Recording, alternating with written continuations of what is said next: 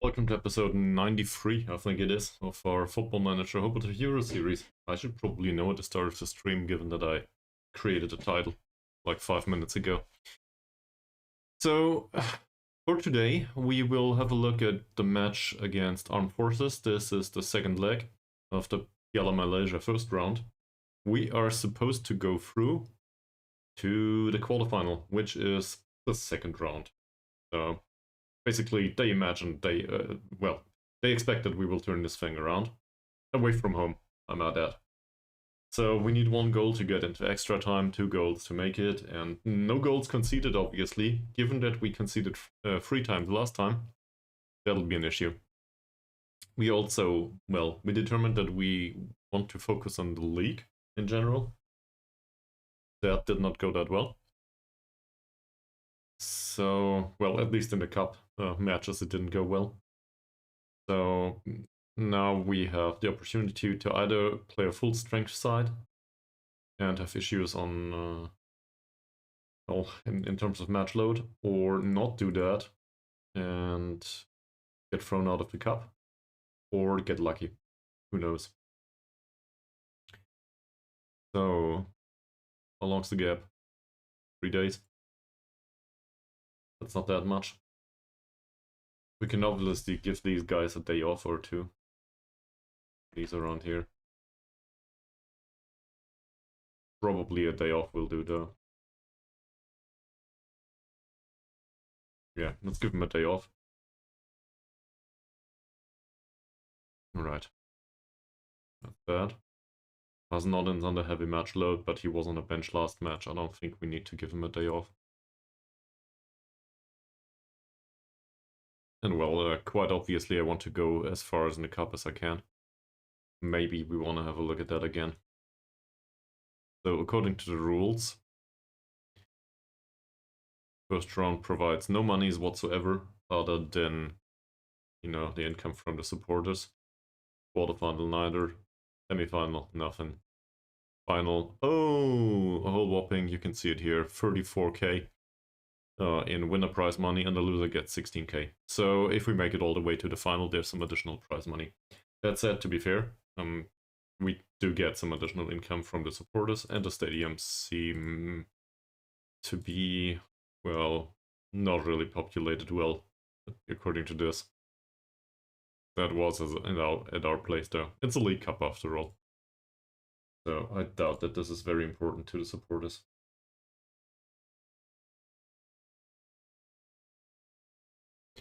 Okay. So there's also another issue. Transfer window is closing. Which means, if we want to have any strengthening in the squad, we should probably deal with it now. I doubt that it's needed though. Considering the performance on the league and our stature in the game, I think we can be pretty happy with what we have. I'd actually want to get rid of some players, but that'll resolve at the end of the season. And new signings might not be needed at all. Depends a bit if we qualify for the Champions League again, how much income that will yield, and so on and so forth. I also need to apologize for the lighting today. I don't know what's going on. Seems like I have enough off lighting here that it all seems a little bit dark. But I guess you will be able to live with it for now. Not really interested in this. Particularly not in a 32-year-old. Then we have, best performing attacking team analysis. Apparently we are the best performing attacking team. Cool. That was news to me. Really? 33 it says. Third best. We are best according to the stats? Okay. Alright.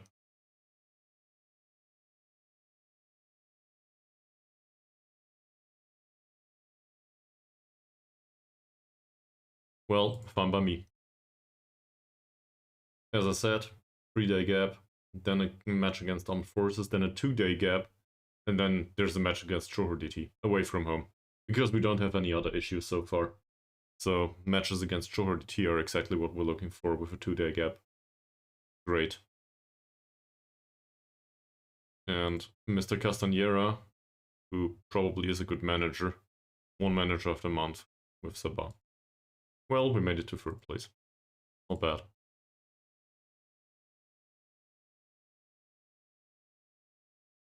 So, I don't want to deal with any transfers. I don't have any other issues so far. Let's just skip forward until match day. I think we had somebody on the shortlist though, didn't we? Have a look at these people. Who are you? Paulo Pizango's contract is due to expire in 6 months. Okay. Okay. And he's leaving on a free transfer. Alright. Well, we'll offer him a trial again, but I doubt that he will come. We don't know enough about him, and I don't want to travel to... In fact, I would probably like to travel to Peru, but I don't want to travel there now. So we can also probably talk about these. I think he's a decent signing. At the age of 27, though, it's a bit dangerous. Contract runs until the middle of 2028, so I wouldn't want to buy him. He may well be better than Baru, to some extent at least. At the age of 27 though, and for that money, shortlist it is. He's rotten in the shortlist already. Then we have Maslan. Maslan is not a former player of ours, but the name rings a bell. Given that we were around playing against him back when he was with Perak, I think that makes sense. From our perspective, this is a tolerable signing, I would argue. Not for that amount of money though. That said, he's very consistent, he's 25, so if we want somebody that works straight out the door, probably not the worst idea. On a short list? No, let's put him on a short list. But on the regular one, I don't think I want to sign him necessarily right now. Sahar. I'm not impressed. If we compare this to Baru, maybe I'm kind of spoiled by Baru. Yeah, it's basically the same. So I'd rather have Baru around for the future than to deal with Muhd Sahar. It's not like I have an issue with the player necessarily, I just think, well, Baru's there. Why would I change? He's fairly consistent, doesn't enjoy big matches. Baru is very consistent and enjoys big matches, so there's the argument not to sign him. Thank you very much for being around. Next. This one, an argument could be made for Uganda and Norway. That's it. The rest of it I don't think is that interesting. Like, I realized that this is okay-ish player material. He's with Aura Hill Sports Club. Okay. Well, I guess I consider this a signing if he's available on a free, or if he's available as staff. Otherwise, I don't think so. So to the shortlist you go, and that's about it. He's male. That's not horrible, but in particular the off-the-ball movement combination with the physicals, that's decent. Anticipation is also okay, decision-making seems reasonable enough. That stuff is alright. Can't cross a ball though. For winger, I would want him to cross a ball. Playing on the right. And worse. Yeah, that's very doubtful. And he's part of armed forces. They let him leave, it seems. Susceptibility to injuries is there. No, that's not good. I don't want him. So much for that. So let's have a look at the shortlists again. Default shortlist is rather populated. Yeah, that's not that many players, is it? So these are all the players that are actually considering signing for us at all. He's on the transfer bid because we offered him a trial. We just added him.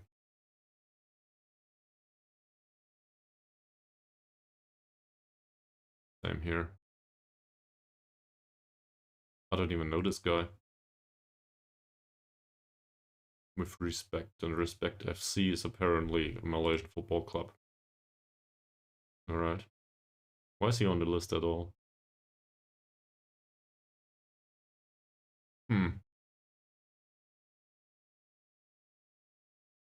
That's not bad. I get why he's on here. Issue is, well, he's young enough that Selangor will never let him leave. So, only if he gets released. And, well, I think we talked about most of the others. In particular, this one. This one's part of our talks on a repeated basis. Actual candidates. He apparently might be a candidate, I don't recall. He's scouted though. Or he's getting scouted, because we don't know enough about him. Same with Yunus. Seems very useful, from a personality perspective in particular.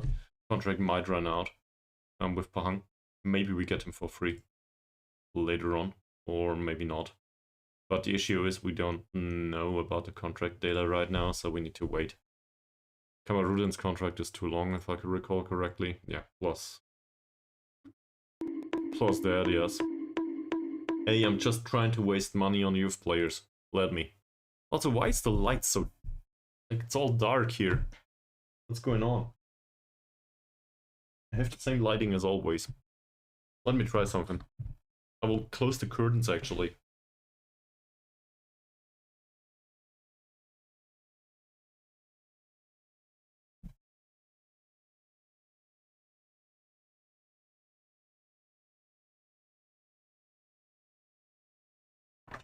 That's even worse. I was hoping the camera would pick it up, but...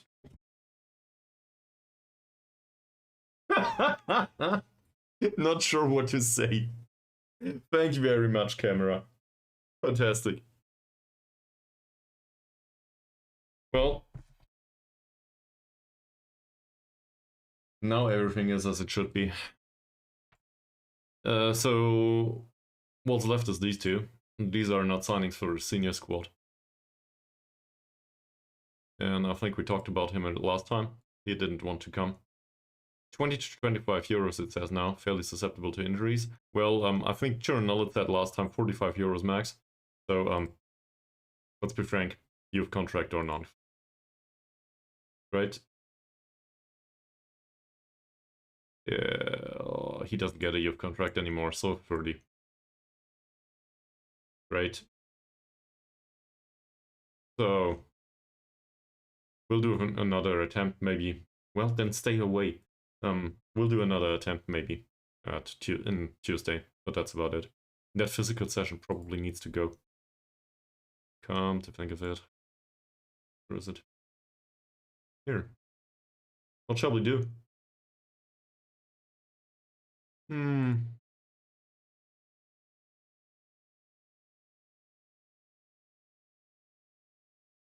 Team bonding. Team bonding always helps. Everybody's happy with us. Not so much with our signing of Ushindi. Well... Scouting report about armed forces. I did have a look at the way we conceded goals recently. So, first of all, welcome back to the stream, Maze. Second of all, you willing to analyze some goals with me? In particular, the ones that we conceded against armed forces. Spoiler alert, it might be that Amamu's performance is a bit lacking. Now, I'll just show all of them. You know the drink first. Like in... So, obviously you're talking about water. So, get some.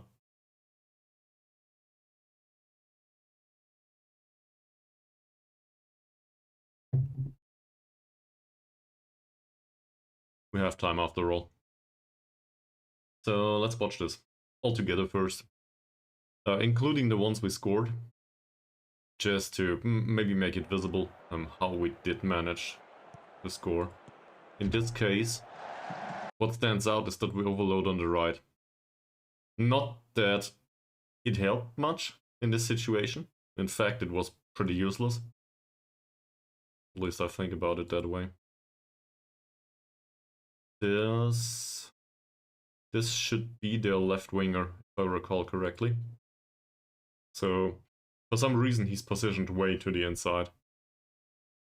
So that would have helped, theoretically, if we had a player that plays the wide pass. Doesn't happen here though.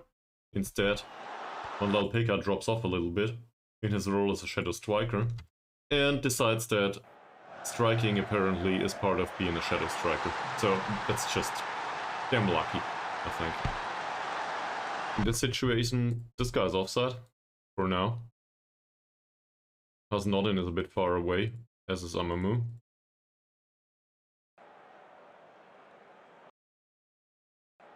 And it was fine for a second, but Amamu doesn't really get close to him now.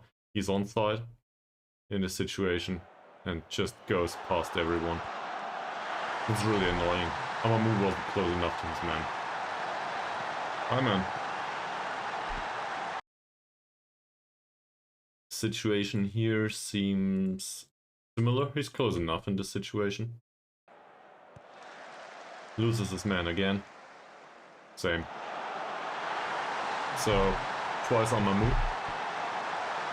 Twice the assist came from outside the penalty area.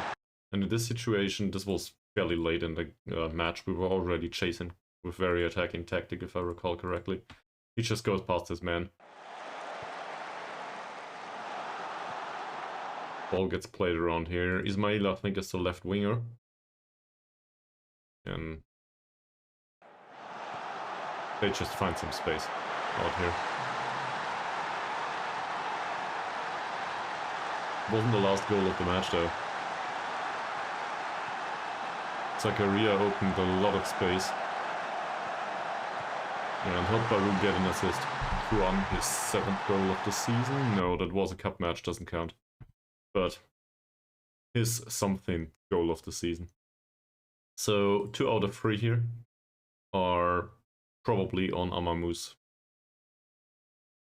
list of issues. But we could also think about how did the assist get played in the first place. In this case it was a set piece. Ushindi was too far away from Rosley. Zakaria probably would have been able to cope with that a little bit. But, well, there's no guarantees. Amamu's too far away. We will not be able to cope with... well, we will not be able to not give them throw-ins. That's just not possible. That stuff, that's just annoying. So, probably Amamu should have better marking or better mobility, or... To be honest, it might be lack of concentration, it might be a lack of there's a language barrier. True. We see that in the expected goals. Over here. Yeah. So if we have a look at the right back, that's Ismavi. Well, was it Ismavi? No, Rosley. Who's Rosley?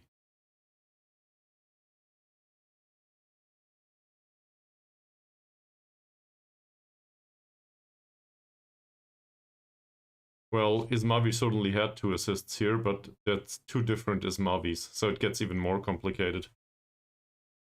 This Ismavi is our former player Ismavi.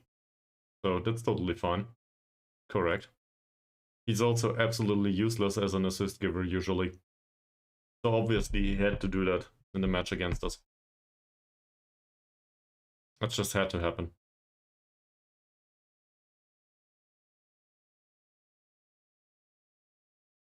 This Rosley person though is a striker.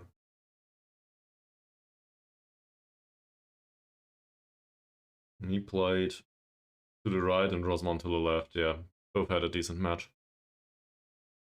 This situation here, our former player Asmavi is the one given the assist. As you will be able to see in a second. So we don't push up that much here. Defend the middle. Asmavi gets the ball, plays a wonderful long pass, and Rosley has no issues putting it in the back of the net. That's just unfortunate, really. Usually Asmavi's passes should be pretty bad. And also, well, Rosley's finishing is rather decent. Same as his off-the-ball movement, so that's always an issue. The alternative is obviously to push up higher, so Rosley can't just slot it away immediately. Then again, he's rather fast, so not sure if that's useful. Or, well, maybe put some additional pressure on Asmavi in that situation. Not sure how we would do that and not create space in defensive 4 though. And then Muhd Najman Jamil scored 2 right at the end. And if you look at it, so first of all, I think that's an avoidable one because we were very attacking already in that situation, trying to chase a draw. But second of all, he comes here. Should be Hasnodin's job, maybe. Hasnodin's on the inside because he, well, Mahazir was misplaced. Yeah, just lost the fact that this man is in the penalty area at all. And Christopher didn't do anything. We go back a little bit. If I find the correct menu, here we go. There's Christopher. Just slips past him.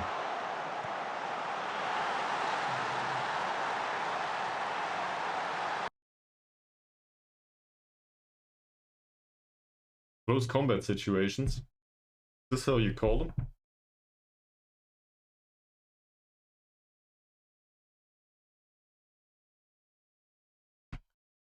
Well, so in these circumstances, we can probably argue that it's a bad idea to play Amamu again. He had issues last time. We may want to take somebody that has better mobility in the first place. That may well be these two, even though I shudder.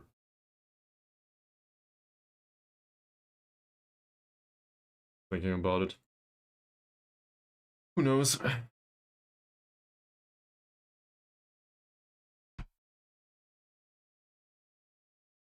Yeah, that's true.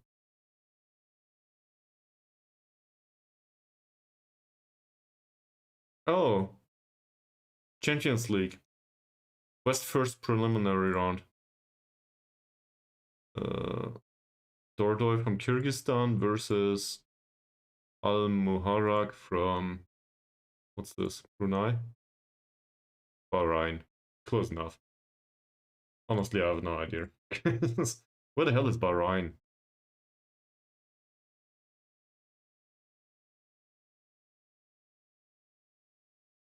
I'm a bad person and I should feel bad. Oh yeah, okay. Maybe I shouldn't feel bad after all. I see. So that's to the northwest of Qatar, which I wouldn't have been able to locate either.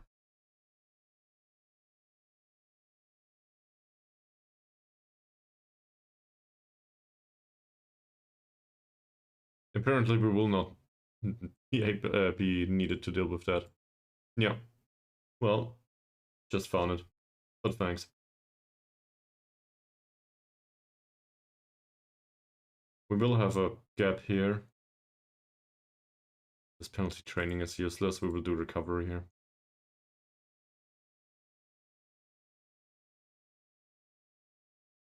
And then normal training this week. No matches? Cool.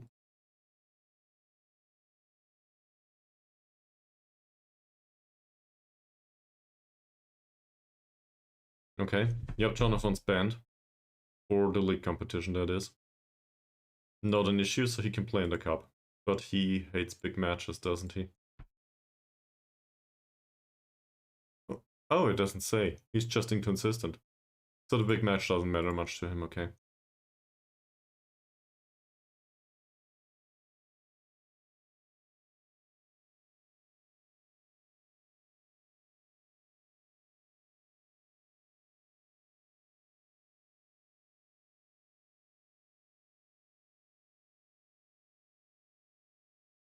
There's also, for the near-term future, the issue of expiring contracts. All the way from Elbug Chagtsel to, I think, Norman Ankun too, maybe. So a lot of our leading players, and if we want to change the squad a little bit at least, that would be an opportunity to do it. I don't have a strong opinion on whom to extend and whom not.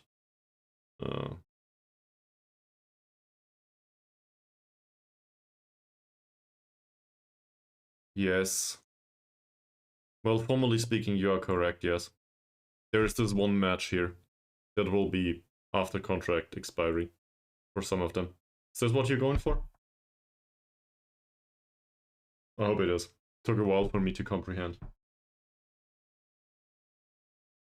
You could probably see it in my face.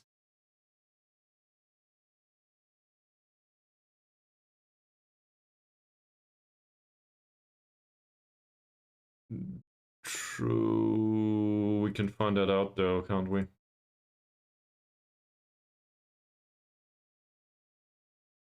Final is... Well, this is very unlikely, but that's next season.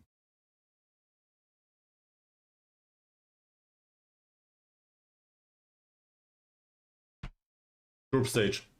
So the last 8 days of the group stage are theoretically are after the end of the season. But I mean, I guess yes. Lots works like this there.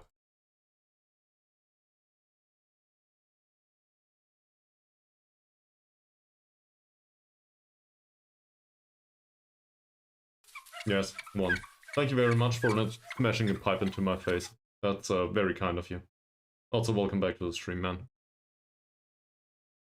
Hope the time is appropriate for you. There's theoretically there's no important football matches today. I had a look at transfermarkt.de. It's just some Champions League stuff in Europe. Doesn't matter. No interesting clubs there.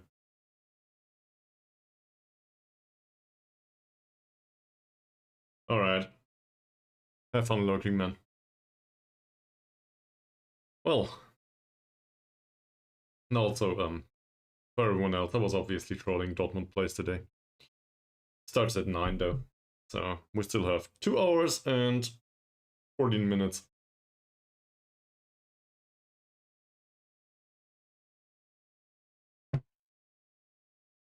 True. But that's even less interesting to me. Also PSG and whatever that other club is.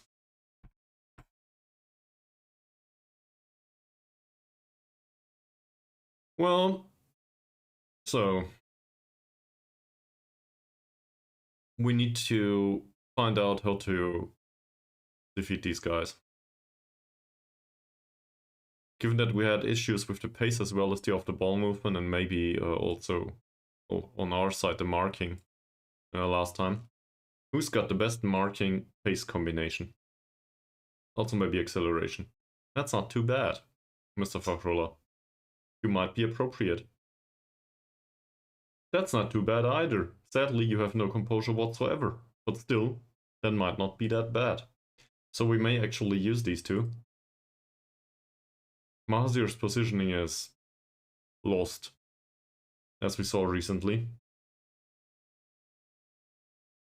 And Amamu, I've seen worse as a central defender, in particular given that he can play passes and so on and so forth, but his performances so far this season haven't exactly been impressive.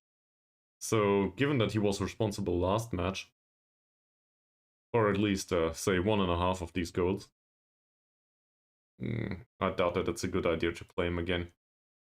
Maybe I will consider otherwise in a few minutes.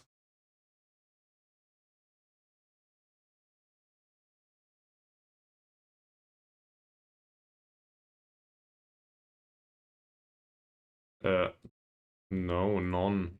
I don't want anyone anymore. Thank you very much.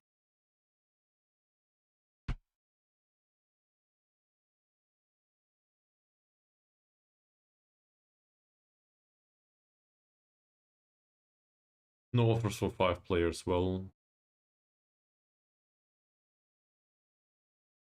that was all about youth players. So, let's go to squad management. We have a little time, right? Let's look at it from this perspective. Badrul Hisham's contract is expired. He's still around the club. He's still injured. Do we want to keep him? Well, yeah, maybe. I don't see a reason to give him a real contract though. Umar.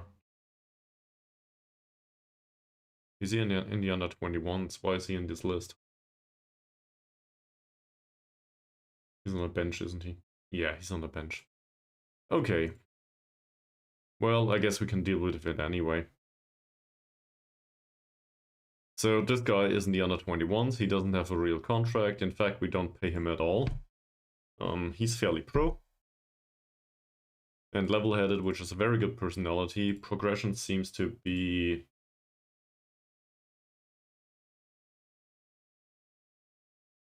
I don't think that falls under worth mentioning at all.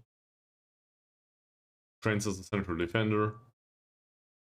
Barely improves as a central defender. Doesn't really play around here. I don't think he needs a contract, does he? Amamu is the next one that has an expiring contract. A central defender from Tunis, doesn't speak the language yet. He's theoretically a very good passer, 29 years old. Also, no concentration whatsoever, right? Nah, well, it's a 6. Still. Looking at his performances in this club, well, 6.74 as an average rating. I am not really impressed by this. To be fair, I was hoping for more. And it also includes an assist. If we look in the stats here, pass completion is very good. Tackling seems to be very well timed. But he's also responsible for the odd goal here and there. At least he took part in, well, the responsibility process in the back. So it was compounding, obviously, of different factors. Also didn't score so far. And we pay him a whole whopping 300 euros a week. So for that money, that's a bit much, right? Doesn't really do much. Considered to be a fringe player, well, yeah. 300 euros, though, are too much. So I guess the question is, do we want to keep him long term? Well, long term. As long as he doesn't decline too much physically. Do we consider him to improve a little bit, or at least stay the same and finally bring it to the pitch in next year? And more importantly, also throughout the Champions League matches, which he may or may not play in. So, my thought process here is, as a backup, he's good enough. Also as a fringe player or even squad player, that's alright. 300 euros a week are a damn lot of money though. In comparison to people like Norman Ankun, which itself is probably not a good example, but maybe also Elbug. These players certainly contribute a little more than he does. So I have issues with that. It's not like I need to get rid of him though. So we could ask for a new contract here, and maybe they will go down with the requirements.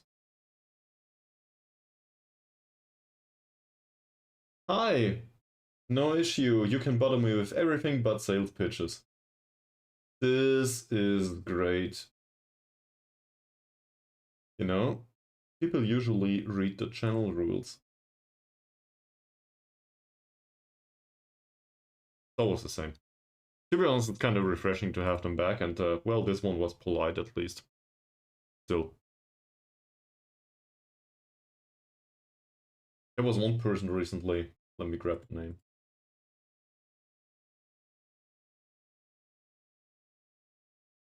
Never mind, it's not displayed right now. But there was one person recently that actually messaged me on Discord and had a nice conversation with me and was very polite. I would probably go back to that person if I wanted any digital art stuff.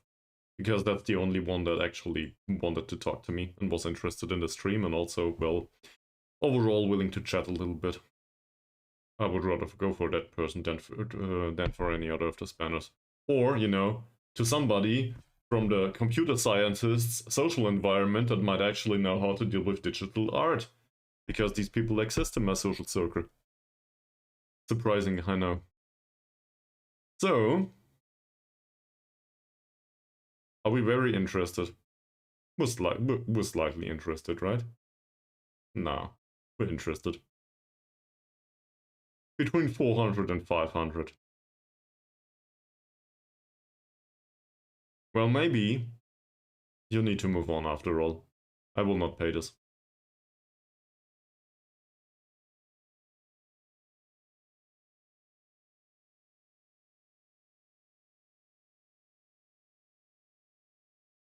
Okay. He will probably remind me, but I will not pay this.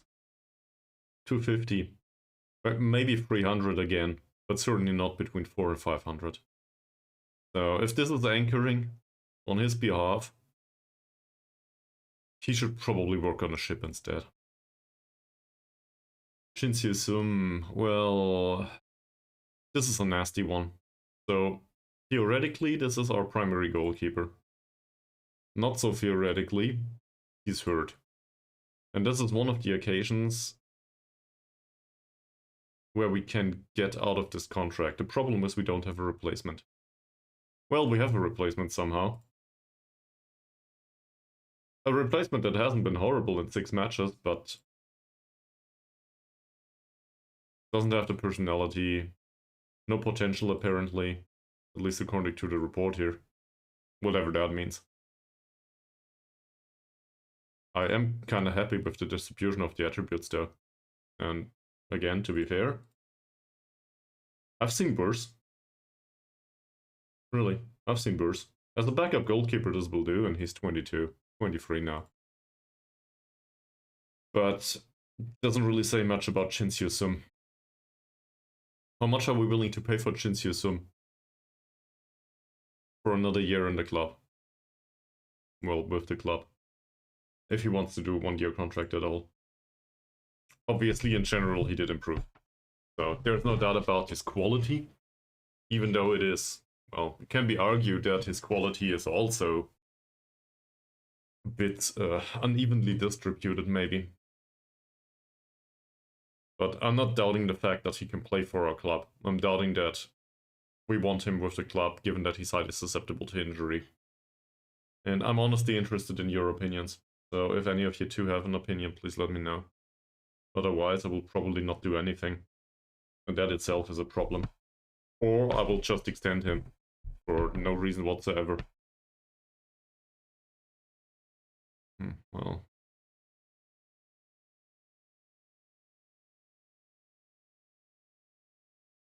We can see how much he wants, maybe.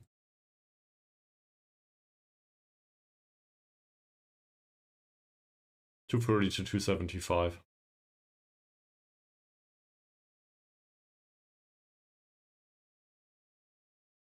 Short-term contract until 2028. So the risk is fairly limited. That's alright.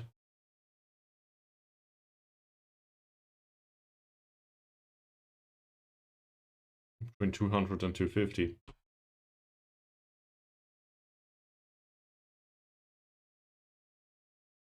That's a little better. So he is at this point, I guess that counts as a long-term servant to the club, right? Performances have been alright. Not fantastic, but okay. He did improve. He's fairly pro. He's a good influence on the rest of the squad. If we include all of that, I may be persuaded to do 200. I don't hate it. Could be worse. Mustafa. Yeah, but he isn't.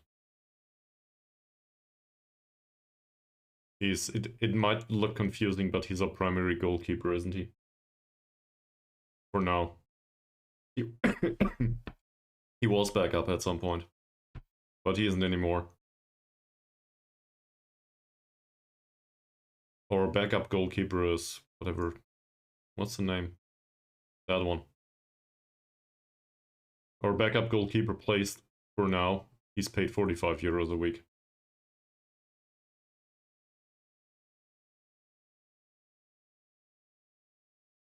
Speaking of backup, this one's contract runs out too. It's a little early. He made 2 appearances so far. But theoretically, we could extend his contract again.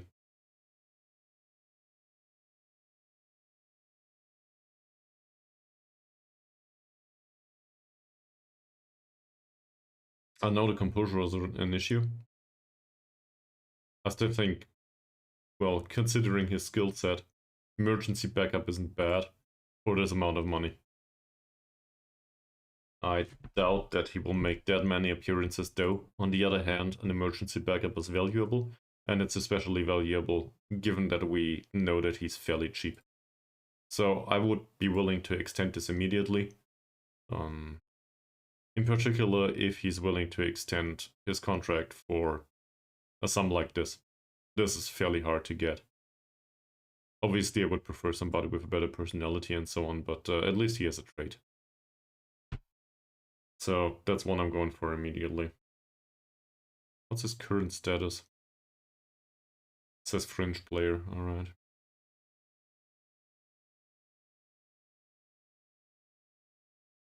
He's considered to be an emergency backup though. We'll try this. Nope. Okay, I guess fringe player it is. Now he wants 65. So we will start with 40 maybe. We'll negotiate until 50. And then we're okay. Was he susceptible to injury? It says below average. So we don't necessarily need to focus on this. That said, he will not play much. At least I don't expect him to. So more appearance fees are okay. And he wants a short-term contract too, which is fine by me. Yeah, cool. Alright. You know, you get 50. The 50 you get right now. I'll pay you 15 euros for a clean sheet. Hell, I'll make it 25. And you will take it or leave it. Apparently he will leave it. We'll get another contract negotiation going with this guy there. Next up, Elbug. So,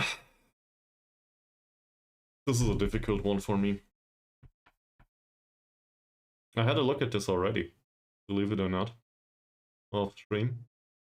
I compared him to Olegs Raj. From this perspective, it seems like Elbug is probably not needed anymore. That said, Olegs Raj might not be around the club much.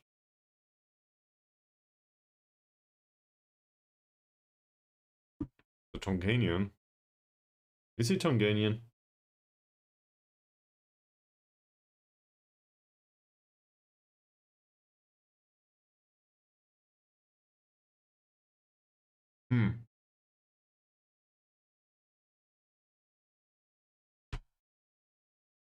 Yeah, he's uncapped. What do you say, Mies? Well, first of all, thanks, Chernollet, for the feedback. Like, I don't have a different opinion. Apparently they have. This is obviously the most important thing now. Who's goalkeeper for Tonga? So that Mies can sleep. The national team.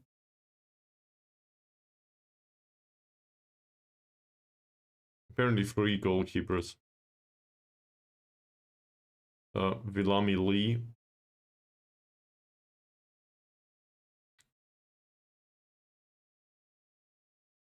All of these seem to have... He's got an employer, an amateur contract. Yeah, so if these are better, no problem. Want to come over? They are all on a month-to-month contract too for some reason. I'm not sure what this means.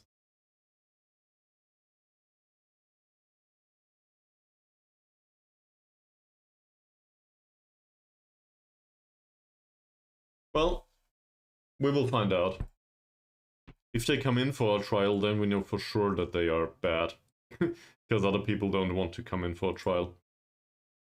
Elbug is leader of the squad right now. I just want to show you.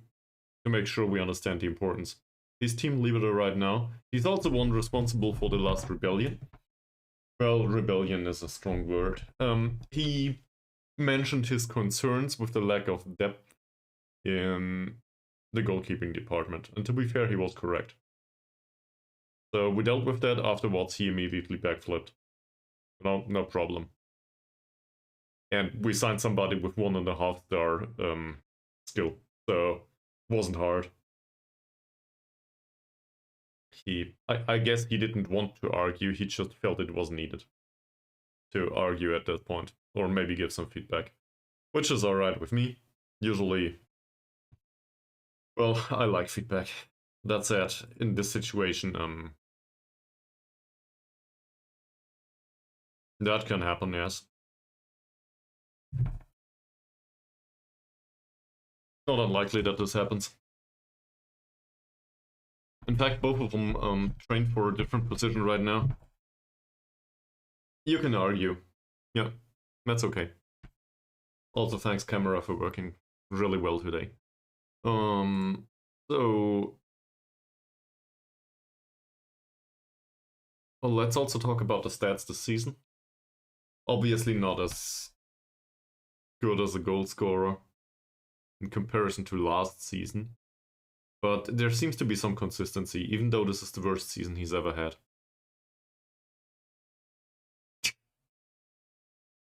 I won't go there today, Mace. Really, I don't want to go there. That's I've had enough on this day. Can we please just focus on if we want him and how much? I guess we already decided, didn't we? We're used to him. He's not bad. He works in a variety of formations. We also try to teach him to be an inside forward. That would help too. We need all the players in the squad to a degree. And he's 27 now. There's no reason to throw him out. He's also not very susceptible to injury, if I recall correctly. No, it's below average. So, given that this is below average, I think it's also reasonable to have him around. And I guess I want to keep him.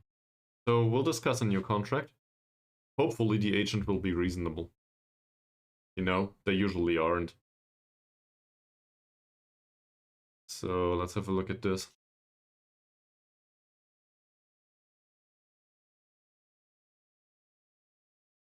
$475 and 600, that's a bit much, isn't it?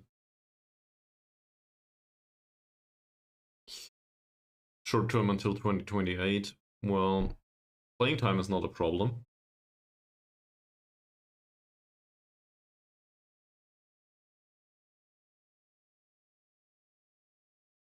$4 and 500.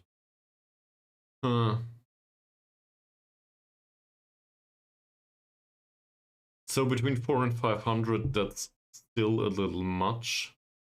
But maybe he agrees to 375 or something.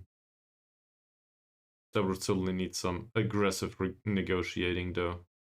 Or maybe some additional bribe money towards Hetao.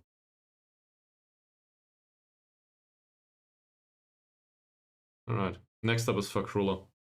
There's a bunch of them. What do you think we think of Fakrula?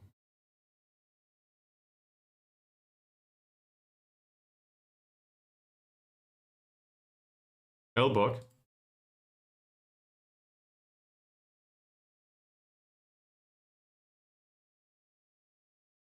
can't even compare him to Baru. It's Baru.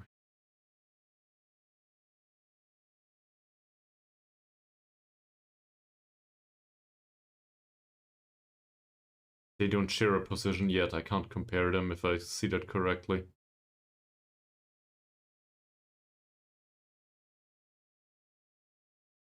No, I just can't. Can I go into the comparison window and pick him here? No. Well, I think his decision making is bad already. So from that perspective, I would argue no, it's not. He's not a better starter. He can't cross the ball either. So as an inside forward, yeah, he would probably be better than Baru. That's not much of an issue. That said, Baru's finishing is the same, more or less. Well, 1 point difference. And Baru worked well this season. In fact, he worked better than Elbug. So I don't see a reason to experiment there. That makes sense. The two are fairly similar, but Baru seems to be more or less reliable in his position so far. So I guess I could alternate against a 4-4-2 or something. It's not like I'm entirely opposed to the idea. That's why he trains inside forward after all. But I'm willing to give it time. And a similar argument could be made for Juan, for example. Not that it's really needed. Alright. So going back to Fakrullah though, if I find him here. He's on 90 euros a week right now. He's considered to be regular starter. I have my doubts. 6.7 overall is not good. Progress has been, this is worth mentioning.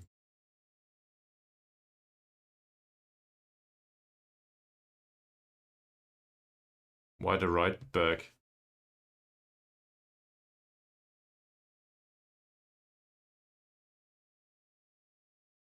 So for a very short cross because Baru goes towards the near post? Is that what you're going for?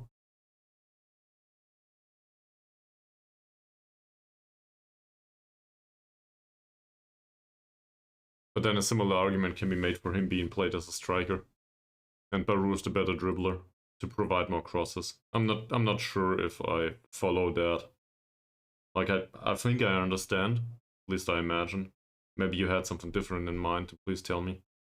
But I don't know if the player that does the goal scoring needs to be played down on the wing necessarily, and why that should improve overall goal scoring in the squad.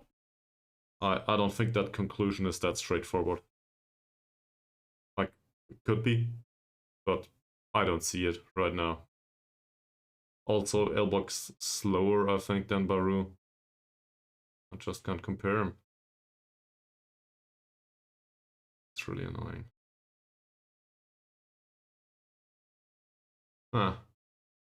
Well. Baru's not that bad anymore. He grew into it. The star rating doesn't necessarily say it. But looking at this overall,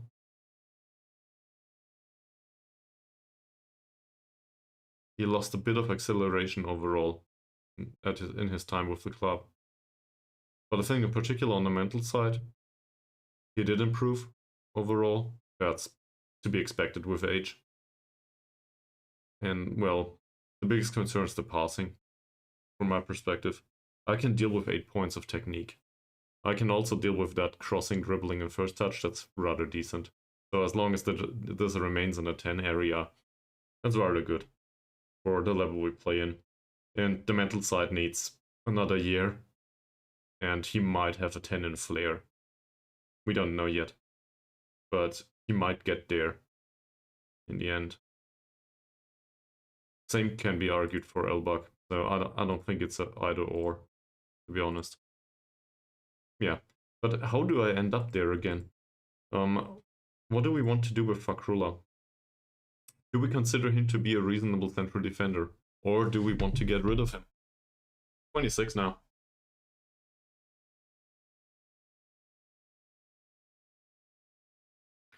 So let me state that 5 points of passing is not great, but for a central defender that's probably better than what we usually get. So tolerable. Heading, marking, tackling, positioning, that's all okay-ish. Decision making, great. Aggression, anticipation, I can deal with that. Bravery to concentration, these 3 attributes, the ones here, that's highly concerning. Also the strength. The rest I can deal with somehow. But these 3 plus the strength, that's... Well, again, to be fair, strength is not that vital in this league. It might be an issue in some circumstances, but most of the time 6 points of strength are still tolerable. These 3, though, for a 26-year-old are very, very low. At least I think so.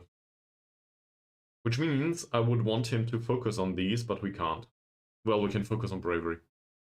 And maybe composure. But he probably won't like it long. He didn't really change much. He's been with us he's been with us for 1.5 years. Signed in January of 26.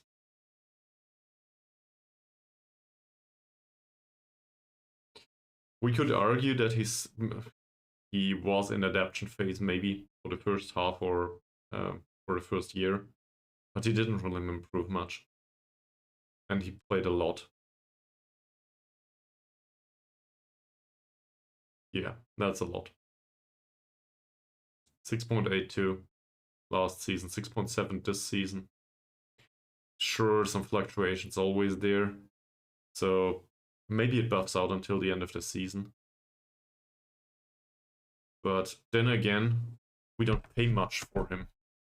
From that perspective, I don't think it's that bad. He wants to be a regular starter though. I have issues with that. I think he's more a fringe player. Not that I know of a defender that would be a regular starter in his stead. So do I want to keep him? To a degree. Well, I mean, I guess there's a side in me that would want to replace him with a central defender that has some potential. And also more evenly distributed attributes. Then again, we have somebody like that. And that guy's even worse. And damn expensive. So I guess in terms of bang for the buck or the euro, he's fairly good. Which is hard to get. So maybe I'd argue he should be fringe player.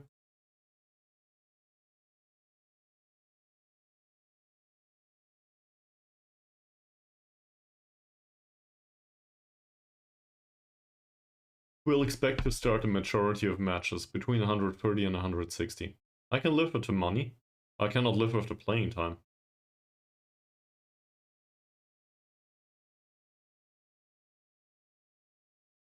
That's better.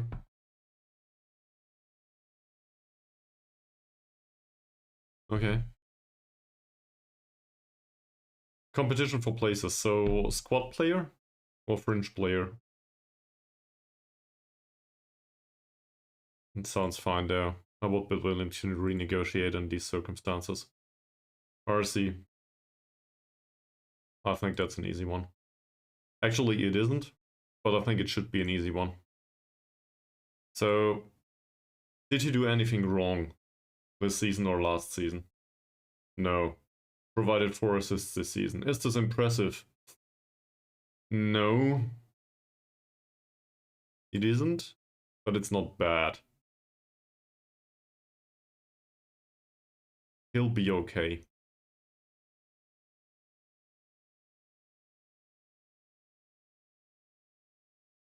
This guy is one of the most loyal players that we have in the squad. He accepts low pay so far. His stats seem to be tolerable. Most of the time anyway. Passing could be a little bit better. What's an issue attribute-wise? No, his passing's fine. Thank you. Have a look at that again. For now, he's considered to be a regular starter, apparently. So, what we offered right now might be squad player. You might have that right, yes. I don't get it, so if that was meant to inform you, thanks. But squad player is still alrightish, to a degree. Competition for places, I can live with that. That's okay. He will play time and time again. I just don't want him to be like important player at some point. Even regular start is a bit much. And I'm willing to pay like 30 euros more for that. That's okay. Whatever. Do you have an opinion on Harsey? Plays as a winger on support these days. Could also play as a winger on tag, obviously. We did that. Wasn't fantastic. Wasn't horrible either. He's left-footed only. Not really useful on the right wing. Fairly niche, in a way. Enjoys big matches though, to a degree. In good form recently, which, well, that's not really worth mentioning. Very consistent. And as I said, average rating 7.11. And yeah, well, the issue is we now have Jason Singh.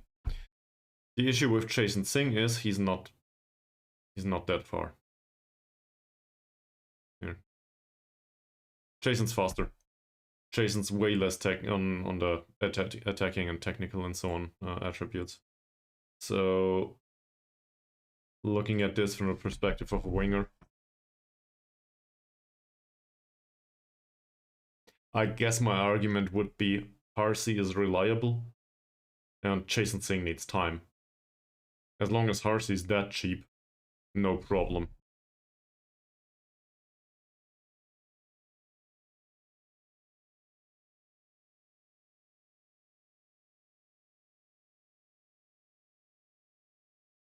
He's extremely keen to stay, that's good.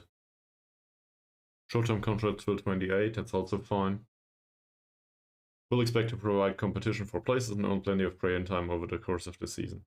Yeah, competition for places is squad player, if I interpret that correctly, right? So that's fine with me. The money isn't. That's a bit much. Then again, it's not horrible. We pay Baru 200 on the other wing. Way better.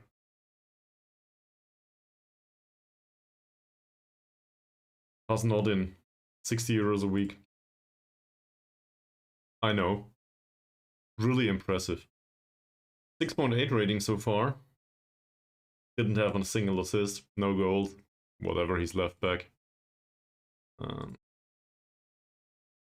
In his role as a wingback on support, he didn't do much. Contract length is far too short.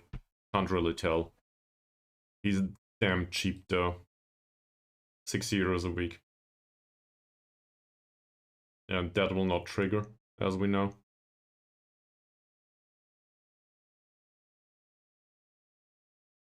There's no interest in him either. So I think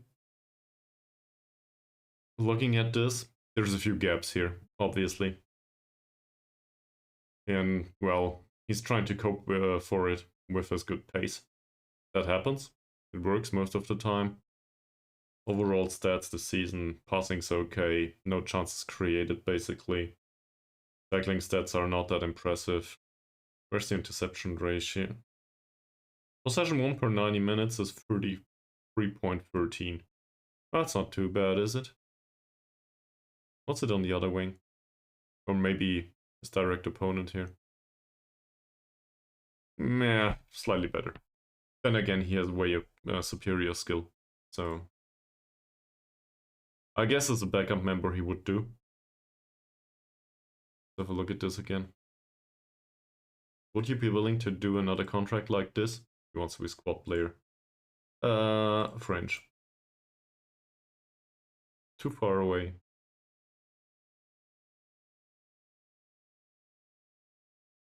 I mean, we don't have Yap Jonathan around next season.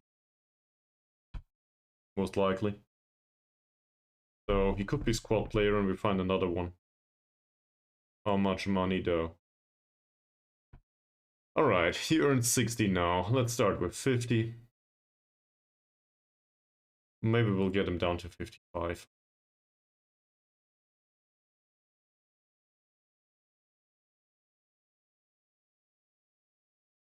Yeah, you can have that. Also, stuff like this.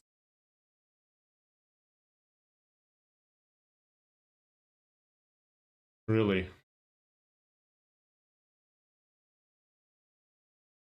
15.5 and a contract extension.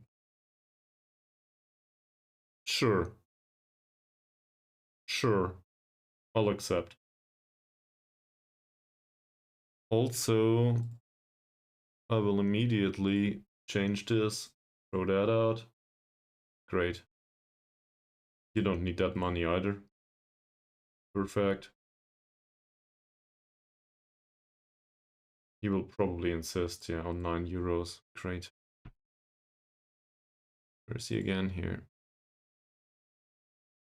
And that can probably go away too. Perfect. So now we pay him 60 euros a week. His contract will not get automatically extended because, well, the extension's already in here. 9 euros per appearance. And that means we saved some money, actually. Minuscule amounts, but we saved some money. Okay. Could be worse. One low pick, I will leave. We know that. Mohd Faizal is our emergency backup for 45 euros now. The emergency backup that plays. He's in goal for now. Do I want to extend his contract? He's 23. He has no potential whatsoever, it says. Well, let's find out, won't we? For that amount of money, we can probably gamble. And he serves well as a backup member.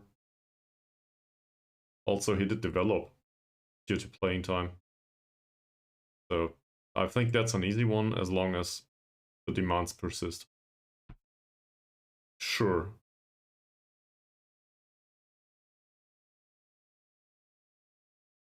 That's a little more. So, we'll start you at 45, I think.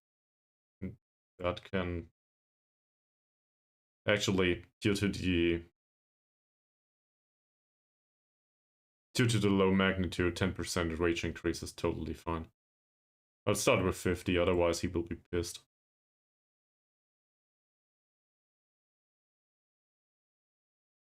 Yeah, well...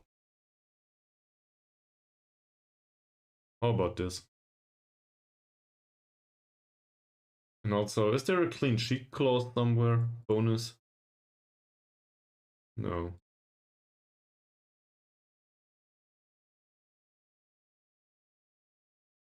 There should be a bonus for clean sheets somewhere. Like, achieve 10 clean sheets, get a bonus of 1,000 euros or something like that. That would be great.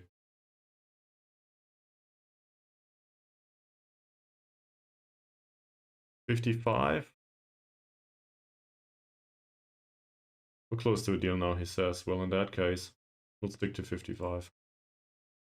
Yeah, he will love it. Perfect. So that would be a wage increase for him, but I don't have an issue with that. Let's see here. That's sad. Maybe that can go away. In fact, it can. Great. I hate to pay money that I don't have to. As a backup member, apparently he doesn't need an unused substitute fee. Oh, he insists. Okay. Clean sheet bonus will probably go away. In fact, it can. Appearance fee all the way down to 5. Sure. And that 100 euros I will keep too. Perfect. I like it. Yeah, well, that'll do. Malik, still on a youth contract that runs on until the end of the season. Opinions? We could probably compare to Ancon.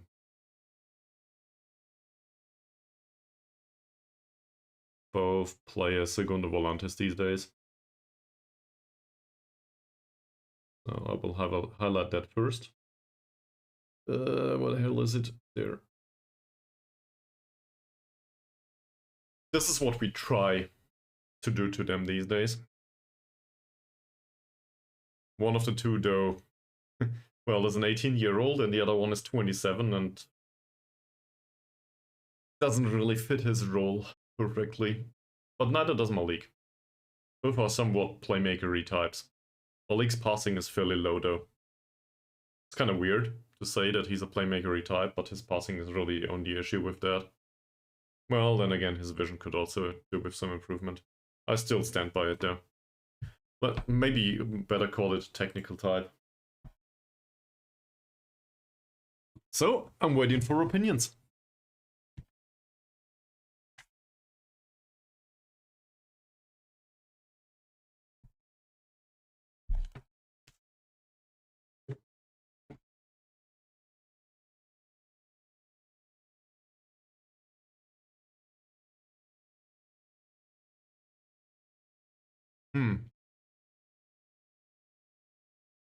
That's not much feedback so far.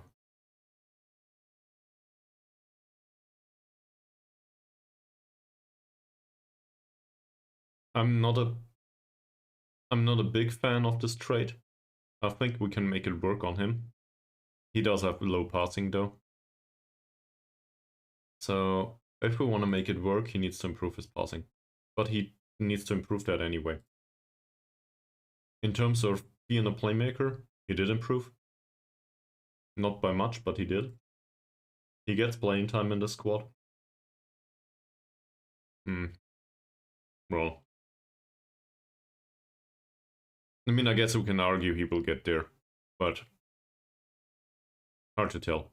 Free kick taking also declined a lot actually, but that's been a year ago for whatever reason.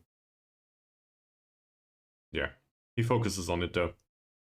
With, well, that's within reason. With that free kick taking and some additional attributes, he will probably be able to score 5 or 10 a season. He didn't this season though, but that will come with age. And as I said, he's 18.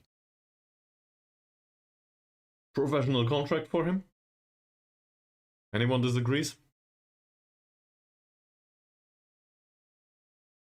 I hear nothing. Great. That's very good. He's also fairly loyal, I forgot to mention that. Oh, he's prone to injury. Never mind. Let's have a look at that. Okay, that's an issue. So that at least lowers the amount of money I'm willing to pay for him.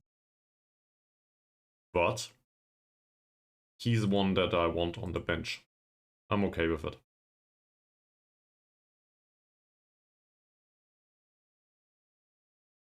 It's no money whatsoever.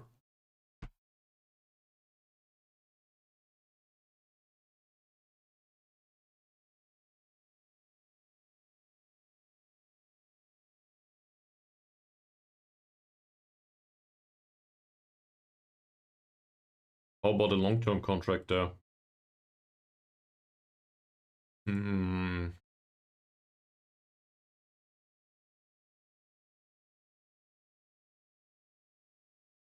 I think I'm willing to go there actually.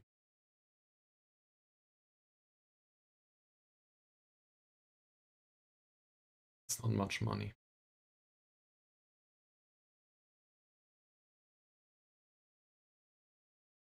Contract length, the primary concern here. So let's make it 45, he can keep the 5%. Doesn't matter much. And I will try 3 years again, maybe 2 years.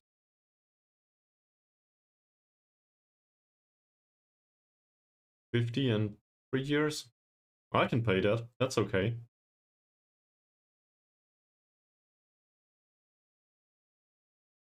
Still all about the contract length.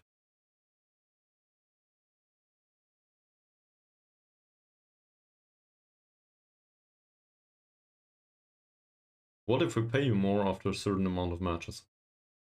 So now we're trying to bribe him obviously.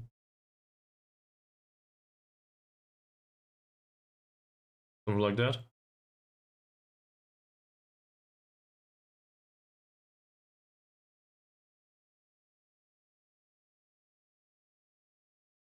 He's pleased that we've almost reached a deal. Am I willing to gamble on this? Oh yes, I am. I want to include a 1-year extension if I can. We'll give him another €5 because, well, I can. And it might just push him over the edge. Increase this to, say, 300. It's no money for us.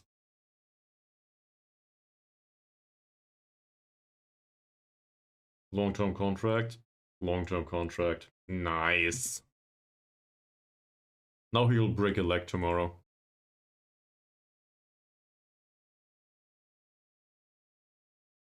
That's not needed. The 5% increase though he insists on.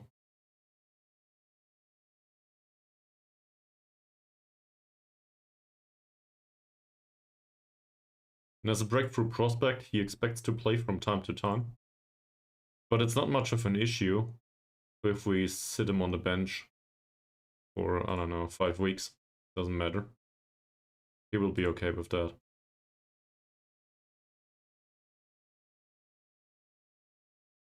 Really? Okay.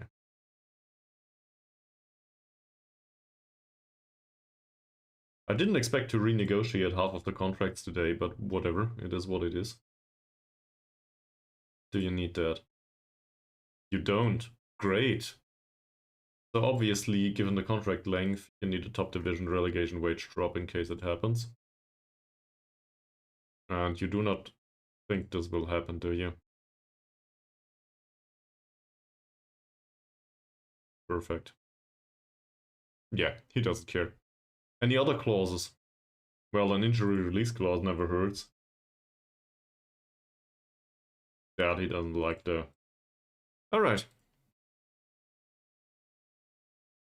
So that would bind him to the club for 3.5 years plus 1 year contract extension clause.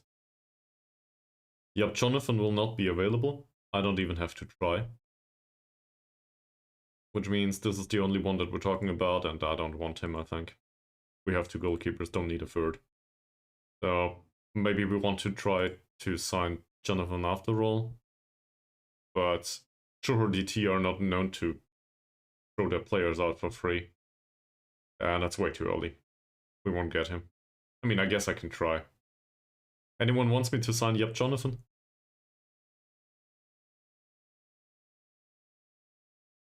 Performances in the league have been tolerable. Given his level of skill though, it's a bit underwhelming. He does sit with 2 professional players in a group for some reason. Social group. Look at that. Where was it? Here.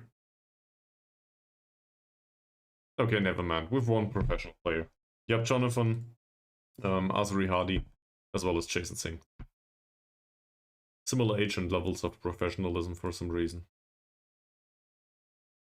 Yeah, sure, we'll get him for free, right? Dear Johor.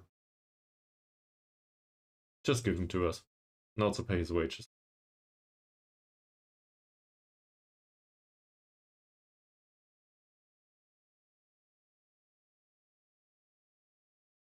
Here. How about that? Oh, you want 150k. How about no? I don't have that. So that's not all of the contract, but that's all of the pre-contract talks that I was willing to do now. Rejected, accepted, accepted. Great. Sure.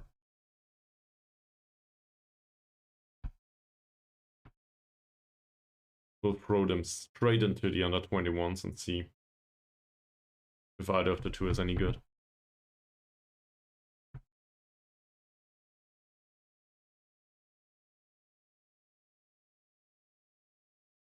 Okay. Yeah, you go down there. Same here. Transfer deadline today. Sure. They expect nobody to show up. At 100, that's really low. And Chushu sings praises for Juan Servin. Well, to be fair, Juan has given the opponents a Servin recently.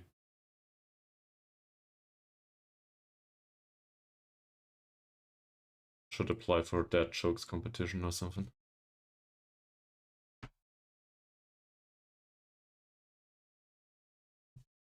Hopefully I can keep it up. Oh, squad registration. Yeah, that's true, that's important. Everyone in here?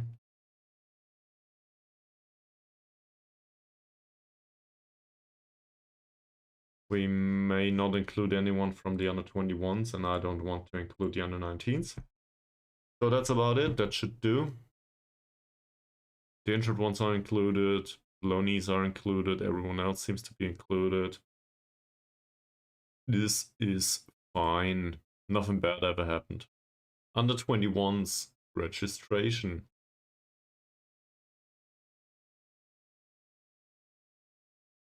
That seems to be alright. Senior squad players are not to be included here. Yep, Jonathan maybe. Him.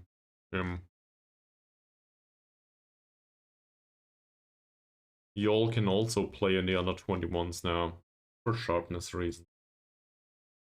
Then we have the under 19s. Similar issue. I'm just interested in the under 19s there. That's alright.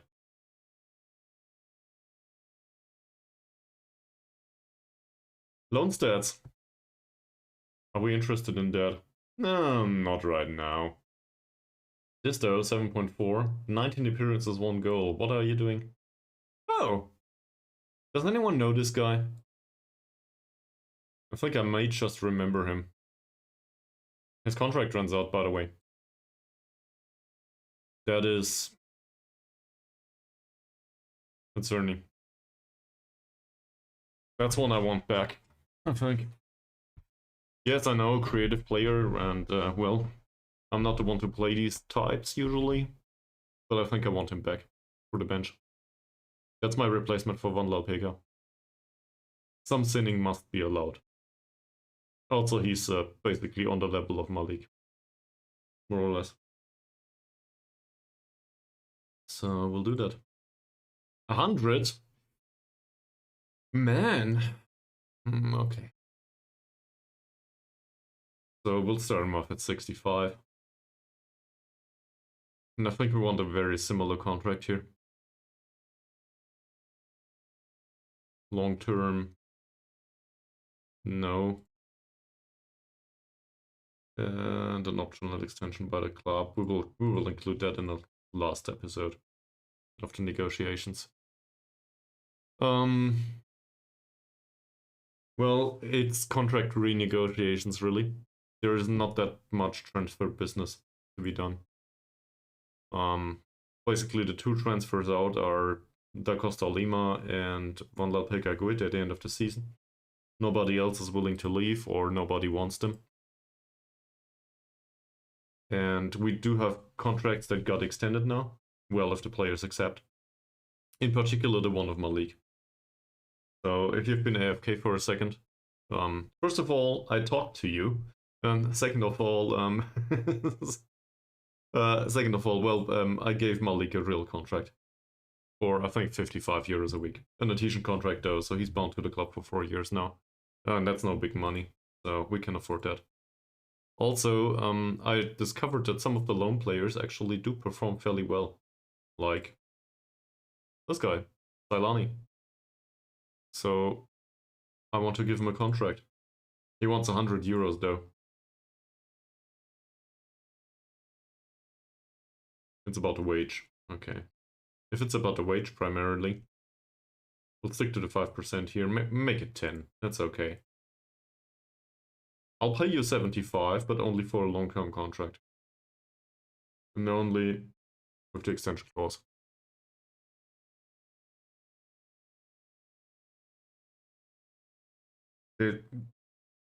Oh, you play this kind of online manager with some friends, right? if I recall correctly. I think you mentioned that at some point. Must have been a while ago, though. I don't think we talked about that recently.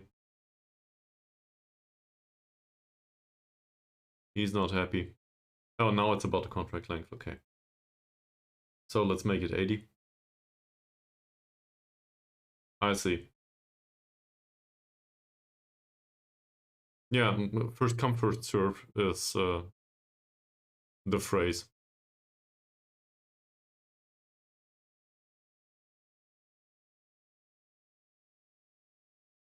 I mean, I guess FIFO is also a principle, but that doesn't fit in that context. There's a FIFO and LIFO in processing in computer science. First in, first out, and last in, first out, and some other adaptations of that. That's fairly important in like in, I guess, in agile management, but I don't think it's appropriate here. Just in the top of my head, sorry. Not close enough to your demands. You know what? You get the 90. We get the 1-year contract extension. And I will increase your bonus to a teeny tiny 300 euros. 300 euros, Ceylani. You can pay a lot with that. Don't blow it all.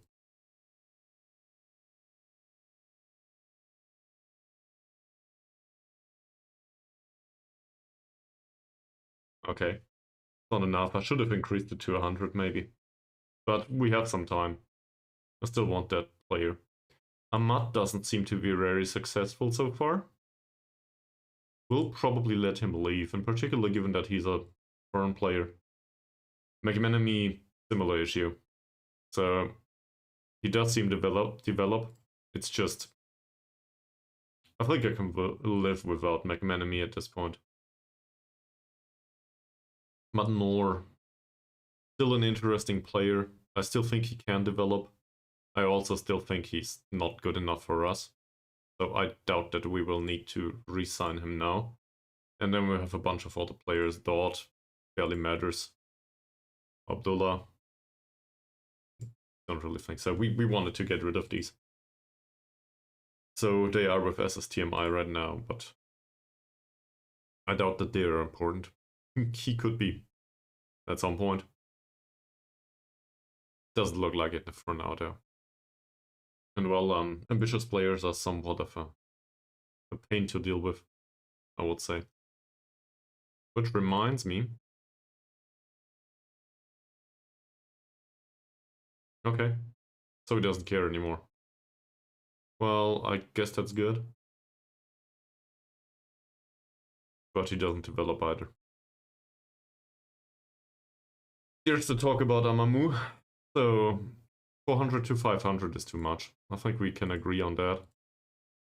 If I get him down to 350, but no, I really think this is too much. He wants to be an important player. Has no patience whatsoever, that agent.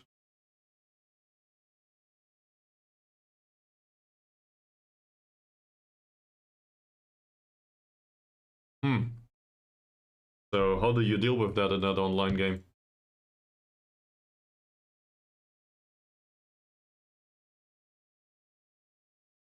You won't like it. We'll do important player. I want to see the contract demands. Yeah, no. Look, I see you want 500. I'm willing to offer 250 maybe. He's not good enough. At least his performances haven't been good enough. So I will walk away from this, because I don't think this is likely to happen. I guess Amamu will leave if he does not lower his demands. Champions League stuff? Okay.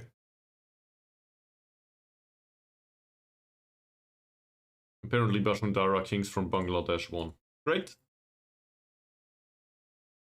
I'm really hoping we get a group of all of these non-league clubs, and hopefully their playing material is worse than ours. I doubt it though.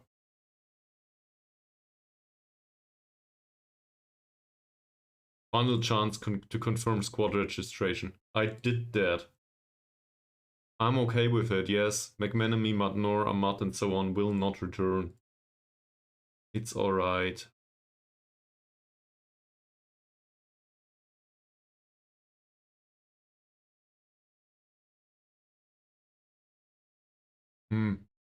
Okay. I have to do 100 follow-ups. To be fair, in this case I want to renegotiate the deal and the demands are somewhat tolerable. Dear Harsey, are you susceptible to injury?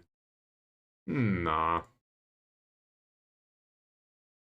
Not really. So, he wants to be a squad player. I think squad player is tolerable on him, to be honest. Best fringe player here. He won't like it though. He has an unfriendly relationship with me. I will not annoy him. Will accept. Okay. Okay. So he earns 100 right now. We'll start with 110. Maybe 120. I'm willing to increase his wage a little bit. This is not great, but I'd rather keep that than the rest of the stuff. Here, get some additional money. 1 year is also okay. Oh, come on, disappointing. Let's make it 130. You get more money too.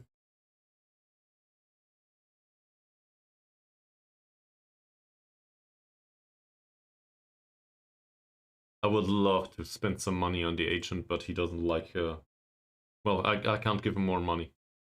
Due to the lack of wage here. We'll end with 150, won't we? Yeah, we'll end with 150.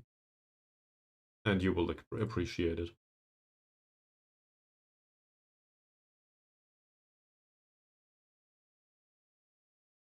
Any clauses? I would like to have an extension clause in here. A bit late now. Include that. I think we'll leave that out. We can probably renegotiate for 200 or 220 next season. If he's still around.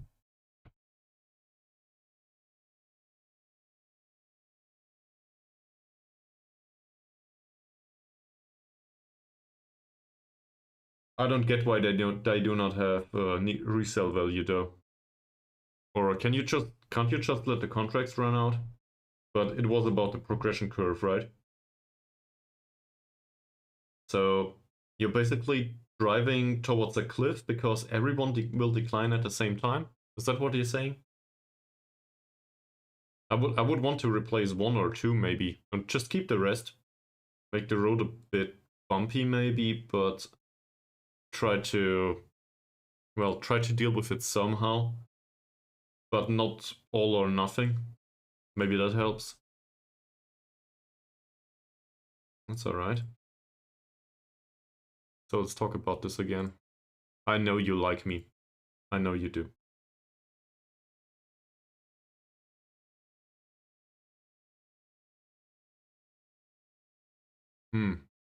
Okay. Well, and in that case, Mace, I don't know how to help though. I don't know anything about the game, and it will probably take too long to explain here on stream. You're willing to try, obviously, given that I do contract negotiations anyway.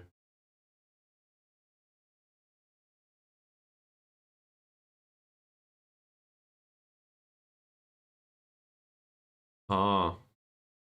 So, you need a human player to pick him up.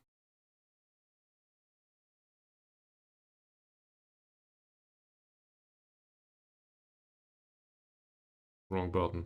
Yeah. Okay. And there are not enough human players around there? Or your players are worth less than you think? Or the human players appreciate low prices? So you basically discover the value premium?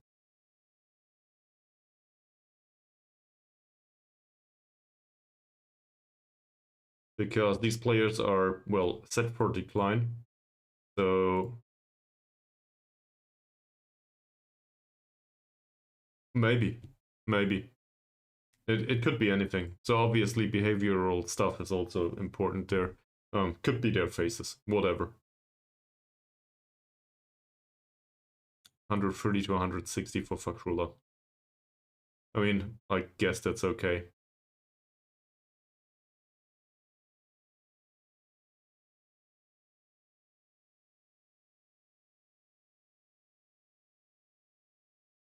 Easy.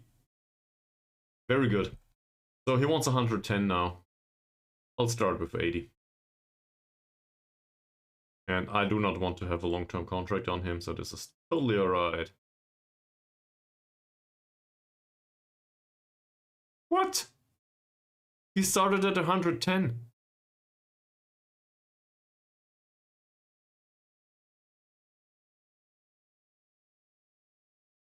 Don't be such an ass about it.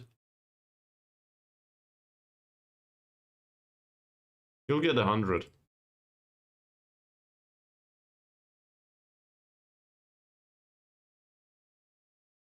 This agent, he's driving me nuts. Between 4 and 500 for Elbug is hard. Ha! Ha! The assistant manager's opinion is he's a fringe player. Well,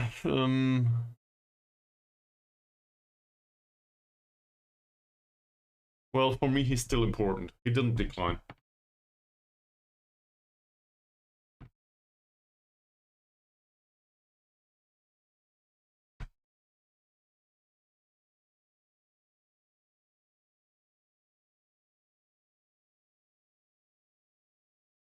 $425.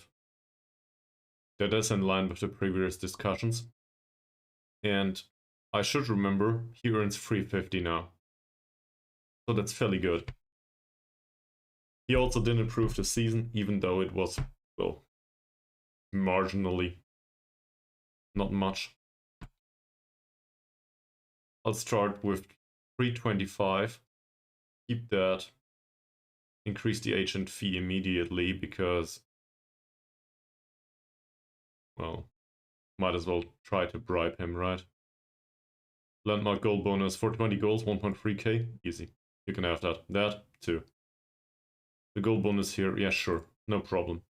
It's about the base wage, really. The rest of it, we will renegotiate all of this stuff anyway.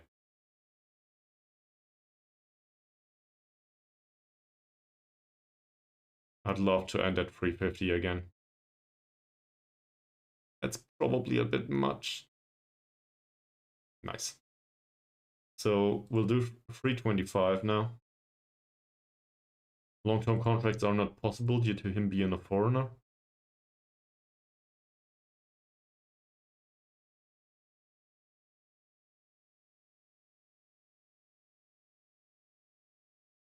Okay. How about 375? I will increase your bonus to 600. Give Elbug 900.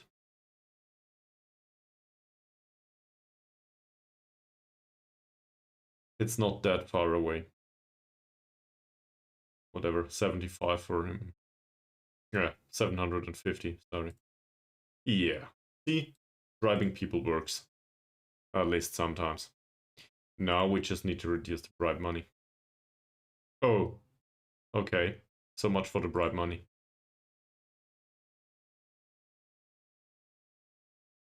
How about that?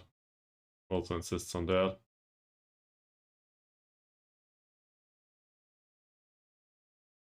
He doesn't care about an unused substitute fee because he will not be unused substitute according to his playing time. That stuff. Possible to be reduced. He doesn't care. Agent fee.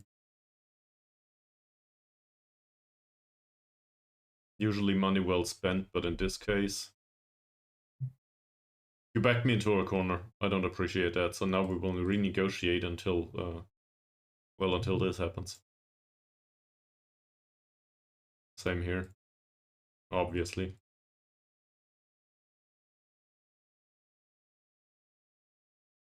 And of course he wants that too. So that would increase his wage by 75 euros, 95, no, by 25 euros base wage. The bonuses would go down though quite a lot, which is bad for us, but it's not as bad as losing him. I can live with that. Jin Sung, between 200 and 250 he wants. That's a lot of money.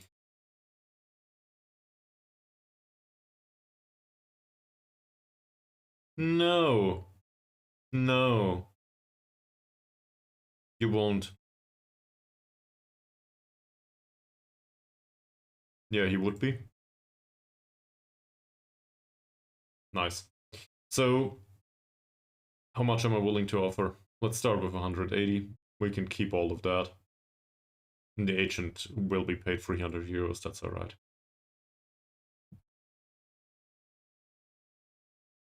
Something like this.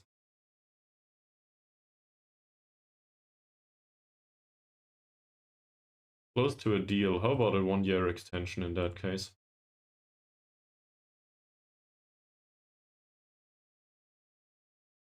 Okay. Well, let's make it 210. That's a hefty increase for him. But I want to keep him in the squad, I think. Alright. And he did improve a little bit. Given that his first choice goalkeeper, these 10 euros we can keep. That stuff. I will get to a match today, I promise.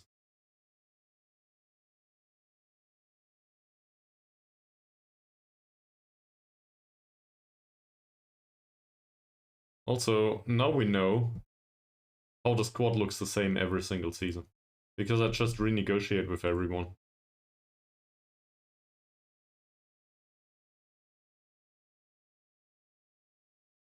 In my defense, it might not be the worst idea to keep players around that did perform in the last season.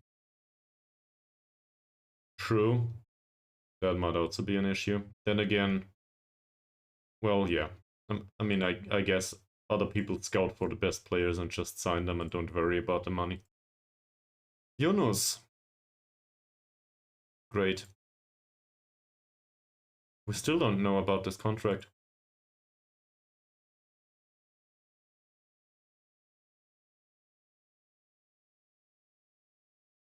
So, I think I'm willing to sign him at the end of the season. I'll make an offer. In this case.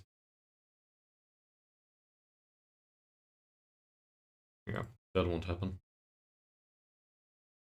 32k. Okay. Thank you very much for talking to me. And goodbye. 32k.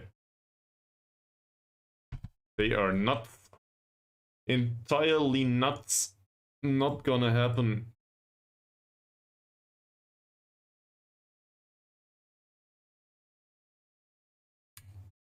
These matches are useless, at least to me. We need to win this. This is important. Throw everyone out here. Let's see. Who won? How is your mood? Exceptional. How did you play in the last match? You scored. That's great. We did already praise you for it, apparently. Yeah, fair. But I care about this money that is spent scouting too.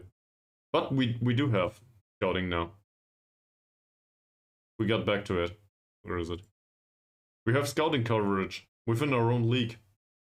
I think that's fairly impressive. And we will probably also get additional regional coverage at some point. I'm still interested in that guy that has scouting knowledge in Norway and, well, somewhere in Africa, I think it was. I forgot where.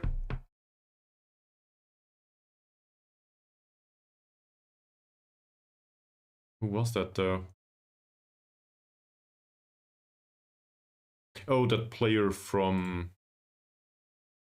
No, it was an African player, a left wing back.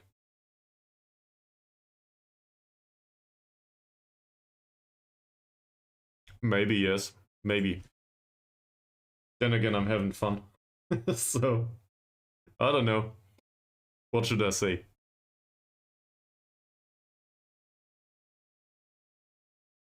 And to be fair, I wasted it on a bunch of youth players too, that played in the senior squad.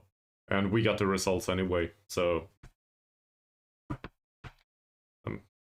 I guess it's a matter of philosophy too.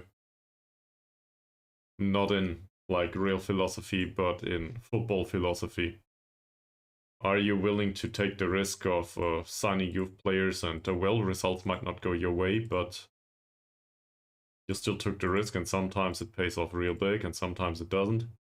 Sometimes you go down, sometimes you win a qualification spot for the Champions League. It is what it is.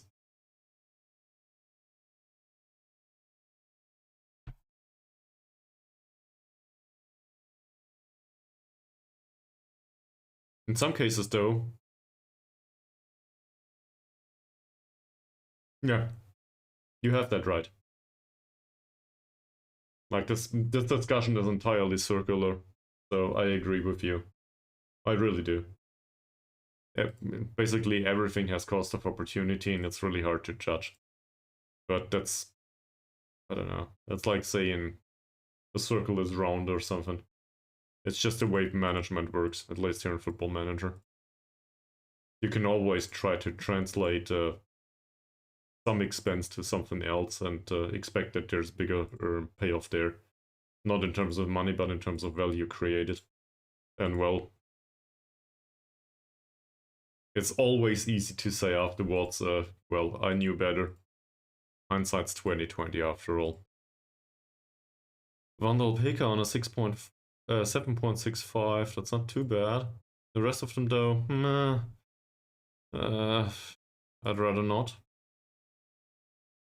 So, strongest team. Oh, that's Olegs, apparently. He might come from the bench. We play against a 4-4-2. We don't know that these guys can jump. Yep. They're also fairly fast and, well, not much else. He can pass. Man. Can we just sign this guy? But he would... If he played for us, he would probably be on Amamu's level. So... Who am I kidding? Not useful to have him around.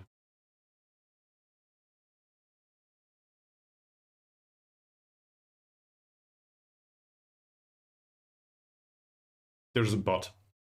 Isn't it? Like, not like with the thing that you put straight in front of my face from time to time here on stream. But there's a but. There usually is.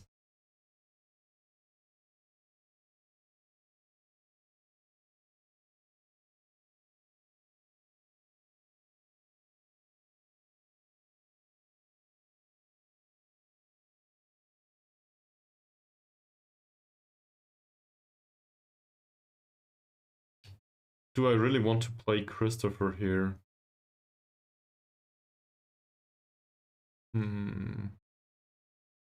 So I think I'll stick to Ahmad Nizam here.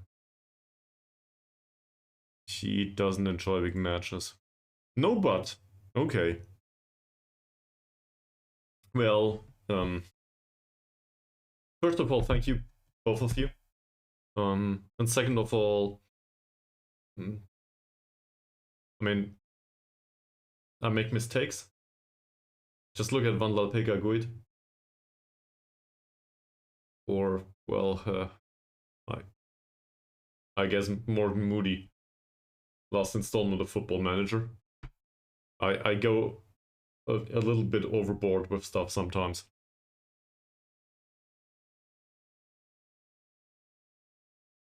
Yeah. So you can have a different opinion and a different philosophy in football, that's fine. Or in Football Manager.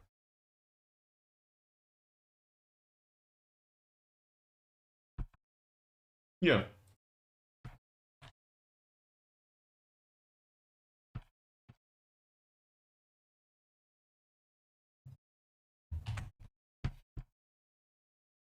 What's going on today? This is very kind.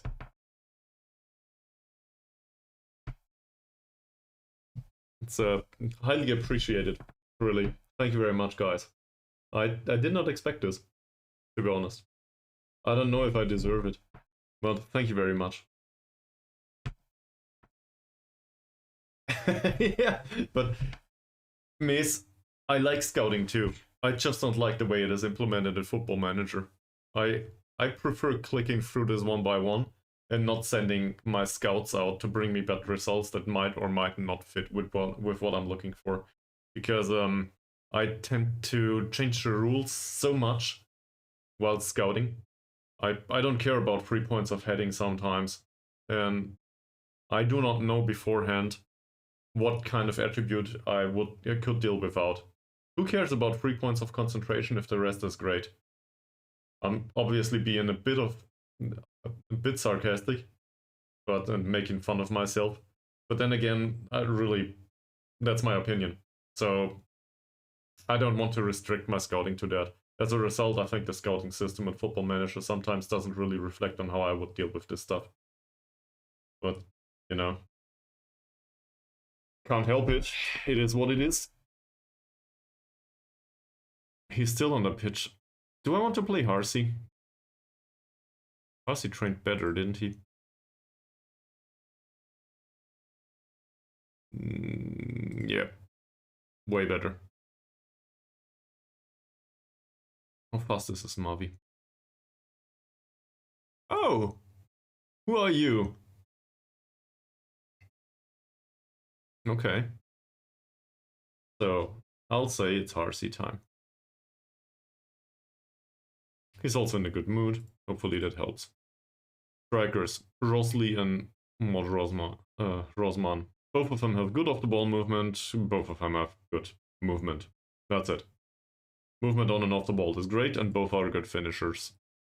So, we need somebody with good movement and good marking. Congratulations, Fakrullah.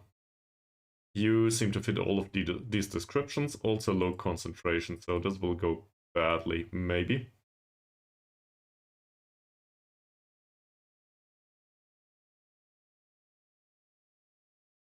Yeah, exactly. And some of these are exactly the kind of players that I want to sign. So as a result, I prefer staring at this screen. Where the hell is it? Here. I prefer staring at the screen and like I guess fiddling with the filters. That makes sense. So I like that.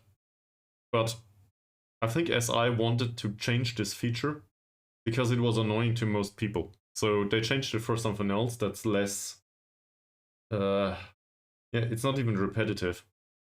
They changed it towards a core gameplay loop that is more in line with how you would deal with these kinds of situations in real life.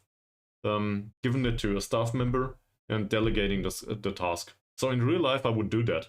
But in real life, I would have staff that is able to distinguish between this is a strict requirement and this is something that can be relaxed sometimes. I can't do that here. Also in real life, I can talk to the people and tell them, you know, like if you say that this is a very good player and he doesn't not fit any of our descriptions, but you really insist that this is the best player and we would assign him, please bring that up, because you'll know how about the player base is probably superior to mine. So obviously I can make the decision in the end, but in real life I would want them to challenge my opinion, if that makes sense. This game does not reflect this, so that's why I do it the other way. I hope that makes sense. In real life, usually I very much enjoy discussions. You can probably tell, come to think of it. I very much like arguing about this and that and expected progression of a player and so on and so forth. That's alright. But in real life, I'm not in football management, so I have no idea. Well, do we want Mahathir on the pitch here? He's a bit on the slow side. Also, positioning's fairly low. So I'd rather have him on the bench, to be honest, for this match. Which means one of the other two needs to play. Amamu already has proven that he's entirely incapable of playing against armed forces last match. So I guess that makes Mustafa our lucky winner. Congratulations, no composure whatsoever, but you have the pace, you have no acceleration, that'll do. Positioning and marking are great, heading's low. It'll be fine, and if not, everybody can blame me. I will not have Chin Sum on the pitch. Not yet. 10 days to 3 weeks. Okay. Okay. We're getting there. He's also wanted by somebody. Go away. I'll bite your hands off. Left back. Jonathan is known to be... In fact, he's not known to be anything. I got that wrong for a second time now. But, well, he's not very consistent. So that's an issue. He did improve though. Where's that coming from? Sure. And then we have the left back. The other one, Hasnodin. Does Hasnodin enjoy big matches? I guess the answer is hell no. So, yep, Jonathan it is. That's an issue, by the way. But we'll keep him anyway. I can still sell him next year if I found somebody else.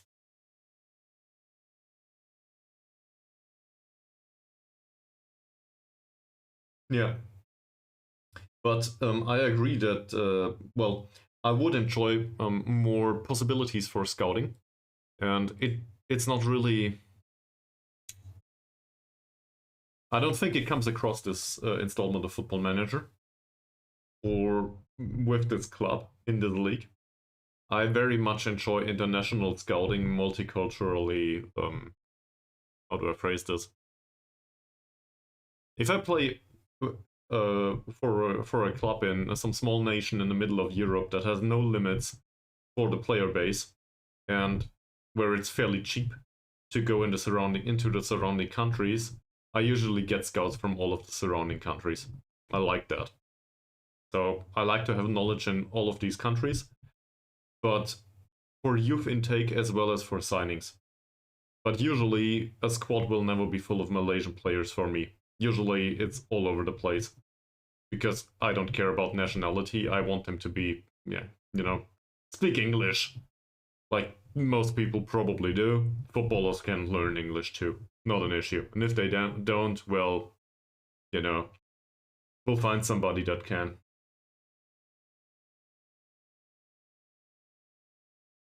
Yeah, that it feels similar. I'm not saying I have the exact same feeling, but I feel similar sometimes, I imagine. Like if there's 150 reports. The other part that's really annoying to me, well, I guess that's problem-oriented. I should be solution-oriented. But the solution for my problem would be not to include players that are on the shortlist into the squad planner. I despise that. I don't think that's a word that's too strong. Every time I click into this menu, there are players in here that I didn't add. I really hate that. Is there an option for this to be turned off? This is so annoying. Just because somebody made it to a trial with us does not mean I want him in the squad player. I wanted to have a look at the attributes because I don't want to send a scout out. Scouts are expensive. The player coming over and sitting in training for a week doesn't cost anything.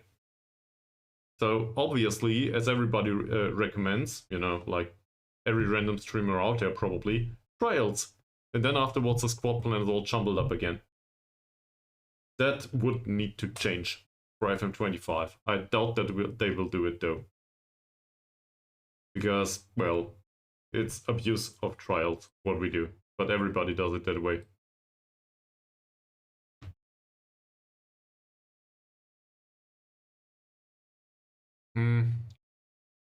It's not about complicated though. It's that the features don't work that well if you do not use them the way they are intended to be used.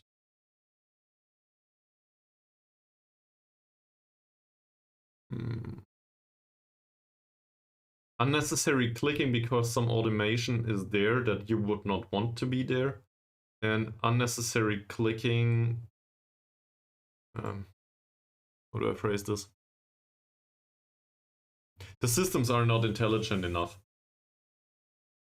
to a degree. But on the other hand, they are trying to be intelligent and aren't even dumber for it in some situations. But I don't have an easy solution for most of it. That said, the stuff with the squad planner, that's an easy fix. Just give an option to the players to configure this in the preferences. I don't think there is anything for it. I had a look like, I guess 2 installments ago when it was introduced, so they might have added it quietly. So if you know that the stuff with the shortlists and the trials can be turned off in here, that would be great. But I also like this feature overall for next season and the season after. I really appreciate this. The problem is it's full of trash every single time I use it because all of the trial lists show up in here. I appreciate the way this feature is intended.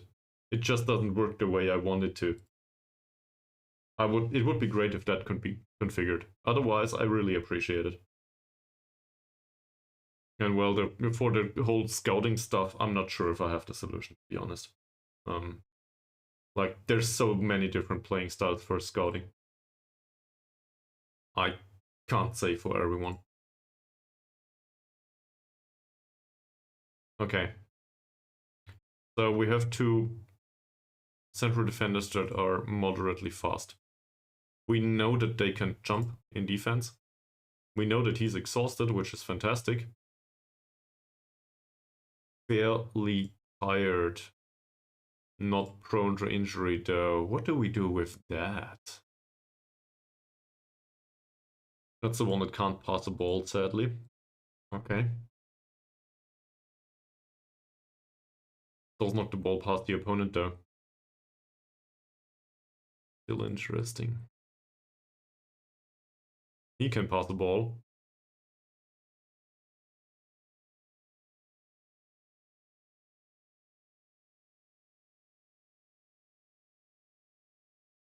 True, true. That's a good feature.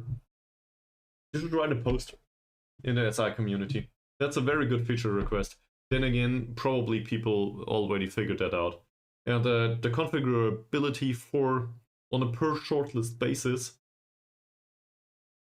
to make sure that each shortlist serves as intended. A messy. Yeah, I have a general shortlist for this. This is the trash shortlist. I'm interested in them, but I'm not really that interested. But for example, I would very much appreciate if there was a way to create shortlists in, I guess, a sorted way for each position. You can have that in the squad planner to a degree. So if you could add players, I don't know, you have 2 players at your club, and you have 3 others that are at other clubs that you would want as a replacement if something happens. So that would be great. But that feature doesn't exist.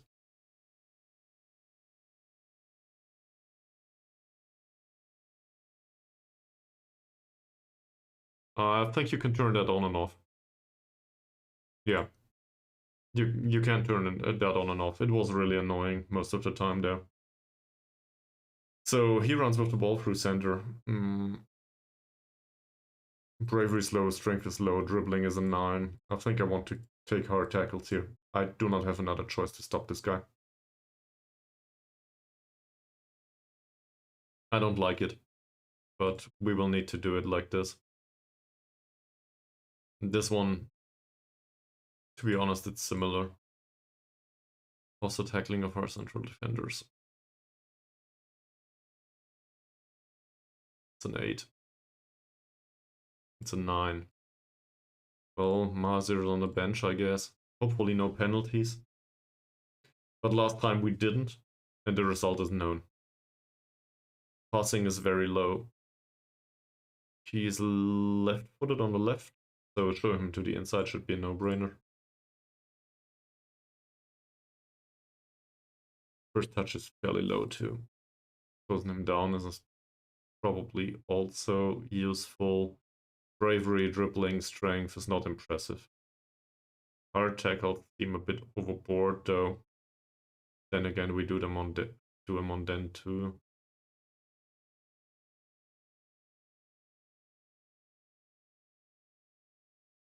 Is the referee in this match? I will forget to have a look.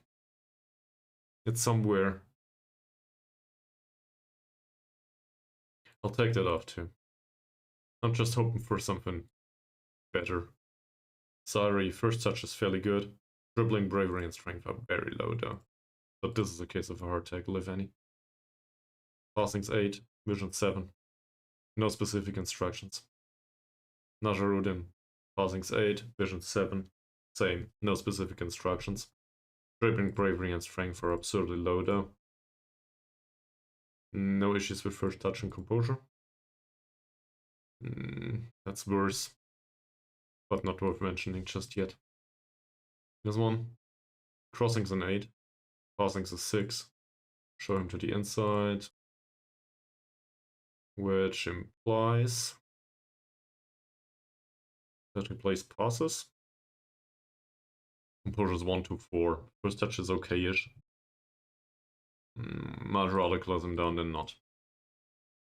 Bukari.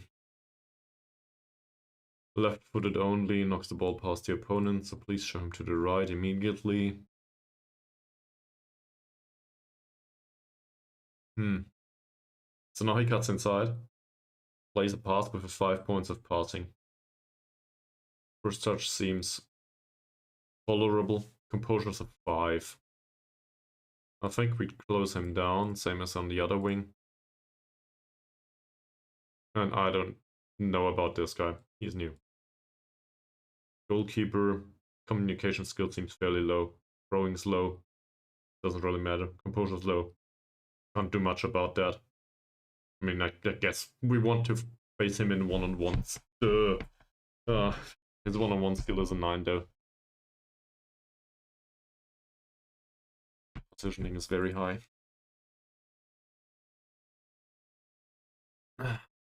So what does this imply? If I look at this, we have no idea how to deal with the strikers. Same as always. And the ones providing all of the support, we try to trigger the press on the outside, it seems. So we try to stand on their feet on the inside. Is that what's going on? I guess I could try that. None of them have good off the ball movement. So we stand on their feet in midfield, at least on the inside. Also here. We try to close them down on the outside, which means the pressing trap, counterintuitively, is on the outside. Because we try to force them down the wing.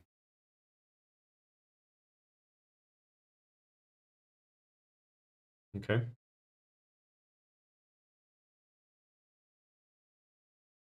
Overall, tackling a little harder would also be an idea. Crosses, I'll keep it mixed. They can't jump. I just wanna get some creativity into this. Sometimes one tends to do too much stuff in Football Manager at the same time. Revenge? Yes, definitely revenge. Okay. Let's have some individual talks, encourage everyone, this is away from home after all. And then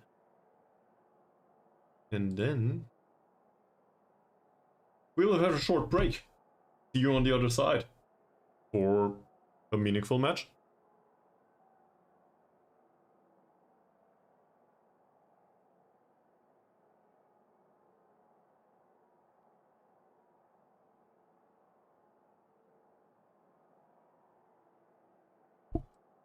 Let's go.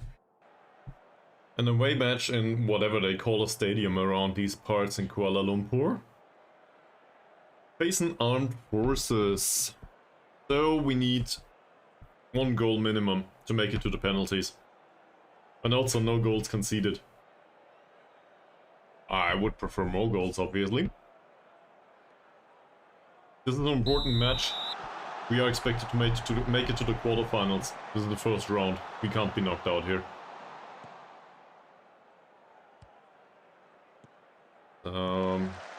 I don't see anything about the pitch for now. They push up fairly high, right? Yeah, they do. Which means that stuff like this is possible. Immediately, Elbug, bury it. That's not burying it. What the hell?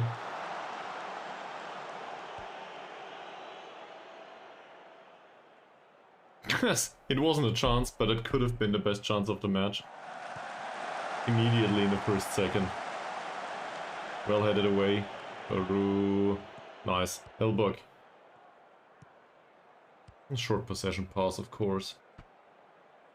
What did I expect? Bakrula, Zakaria, Baru again. Good passing combination. He delays play too much. RC. Will he skip past his men? No. Yup, Jonathan, Zakaria, Zakaria. Not bad.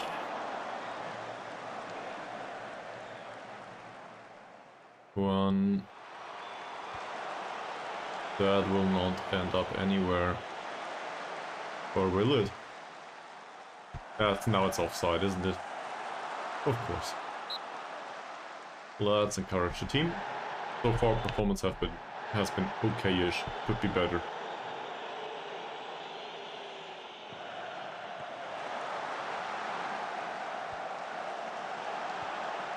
Defending in the air seems to be okay for now, even though I don't necessarily like the way it went.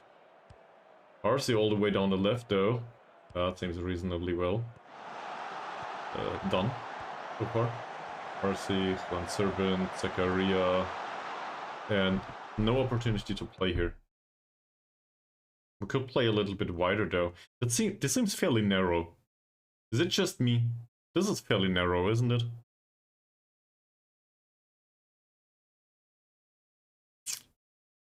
Is this related to us? Let's go fairly wide. 7 minutes into the match and he starts to double. Well. Yep.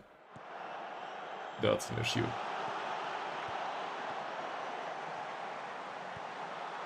Defenders are not ordered as intended. And Mohd Faizal makes a very good save. Whew. These guys are fast.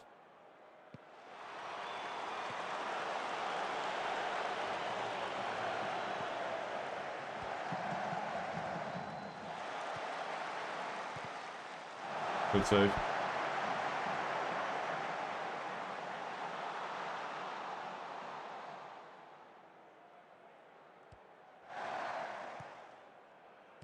Okay. Well intercepted. One. Vanzankun. Immediate pass towards Baru. Not bad.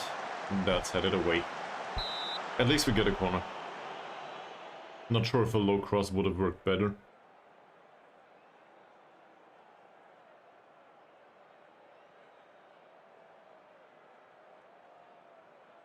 Kun takes a corner. Nah. I'm not impressed. Neither am I impressed by this. Well, it's well defended.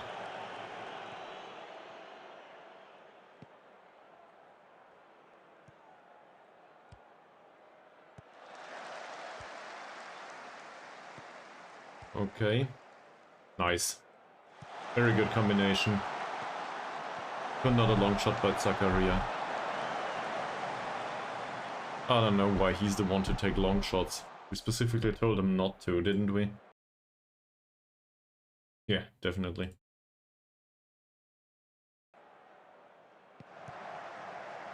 And Elbug's free kick taking could do with some improvement too.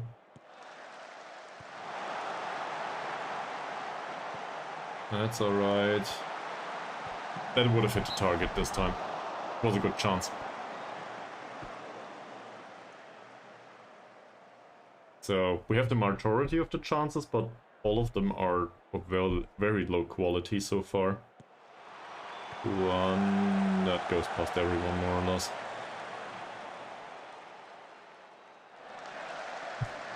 What's with him? He's anxious. Why is he anxious?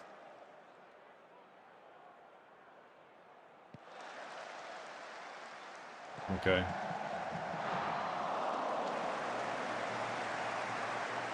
They are all... What are they? Overwhelmed. Why? Okay, let's have a look at this. A little better. Nice one. Zakaria, Juan. Back to Nizam. Don't lose it. Ankun. Back to Zakaria. They draw them out a little bit. Ankun dribbled, then loses the ball. Damn it. And now there's another counter-attacking situation. Would you please just tackle him? That's not tackling him. Alright. It's a corner. These counter-attacks are really dangerous. Can we somehow pull them out a little bit without going that much forward? Zacharias all the way up front again, even though he's an anchor man.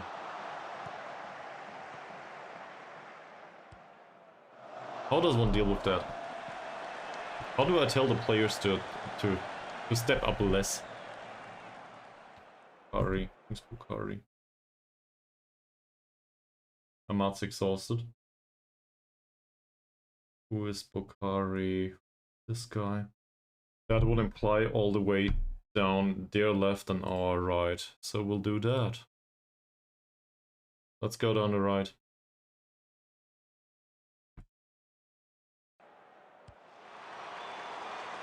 That may end up with Yap Jonathan, and it does. Oh, cross on the wrong foot. Ahmad Nissam retains possession. Zakaria doesn't do much in terms of the ball movement. Gets the ball back. Good pass. Juan. Still Juan. Okay. Ball blocked. That's not the intent to go through the middle, but I can live with it if it creates chances. Ankun takes a corner. Not bad either. RC. Short pass is fine. That's interesting, and that may end up on the right wing. It does. Not as a corner though. Now I'm kind of sad. I was hoping for one. Okay, nice exchange of passes. That's very direct, all of a sudden. Elbug, that is down the right. Bukhari intercepts well though.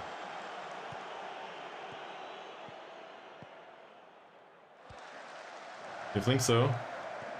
But drop off more is in defensive situations. Isn't it? I'm looking for a button that tells them don't push up that high in attacking situations.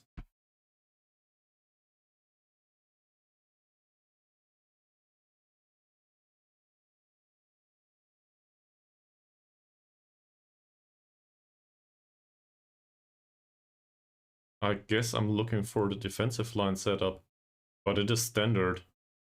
These two though, so in the case of Ankun,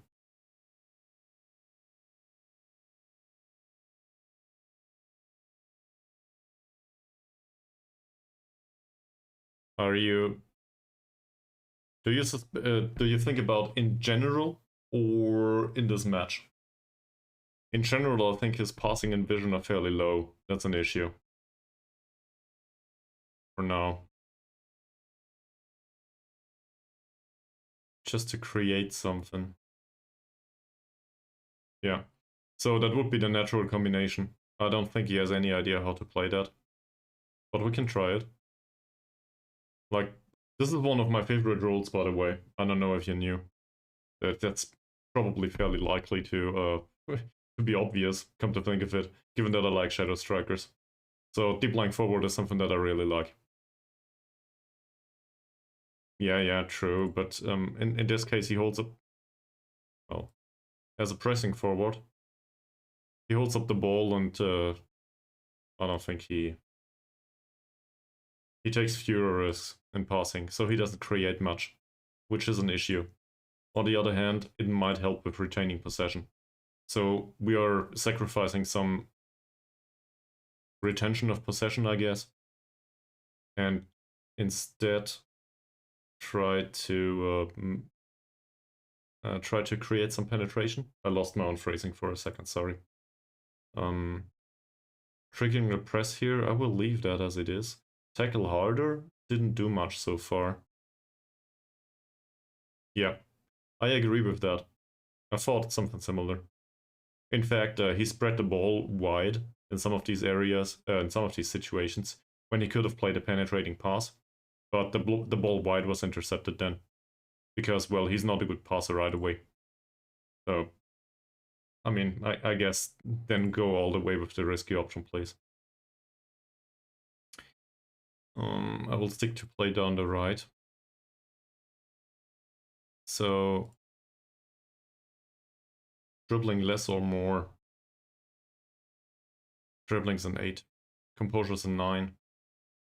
He can run with the ball to a degree. I want him to dribble more. The shooting, I'm conflicted. I know that he can be a good finisher. I think we should let him shoot more often. Then again, a deep lying forward that shoots more often is somewhat useless. So we'll keep it like this. He can shoot. He doesn't have to.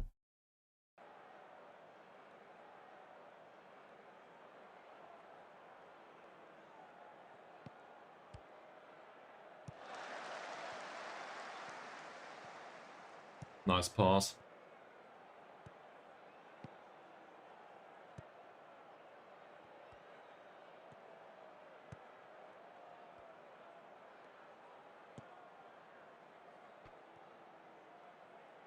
That exhausts him though, and this match might go, well, we need to score first, but it might go more than 90 minutes. Exactly, yes. So, given that we do not have a one-to-one replacement on the bench, I doubt that I want that on him now. We can try to include it in the second half, as soon as we, as soon as we're more fatalistic about it. In terms of we need to score now or, well, nothing. That's a very good pass. Sadly, Hars's header doesn't go well. The pass was great. By Zakaria. Ancom with a free kick. Interesting. They had 6 fouls so far, we had 2. Yup, Jonathan with a cross. That went over the goal. Well done. Practice a little bit, please. Well intercepted. Goes all the way wrong, though. Get him.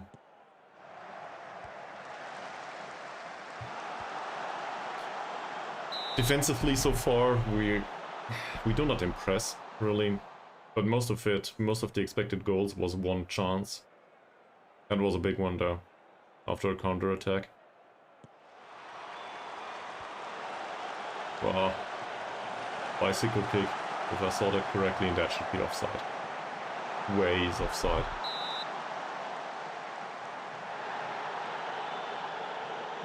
That kick was weird. Curry again.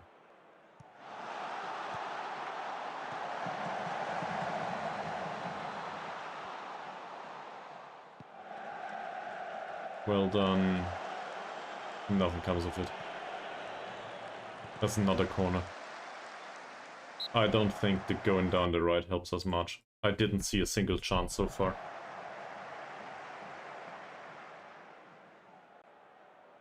Against a 4-4-2, I would expect going through the middle would be more fruitful. Generally speaking. That's very dangerous. He's a good finisher. Pick it up! Pick it up! Nice. Well done, Harsey. Ankun. Well, now nothing. So let's have a look at that again. Maybe I missed something. He's a very bad tackler.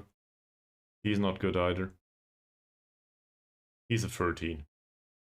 So through the middle, as long as Sari's on the pitch, might not go well. He's bad. He's alright. He's very good but exhausted.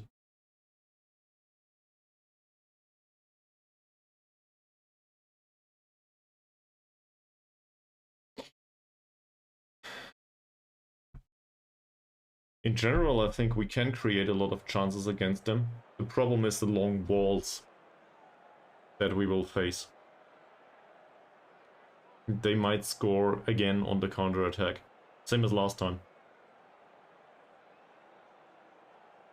For example, I could overload using Jonathan. He can cross. Match so far seems tolerable for him.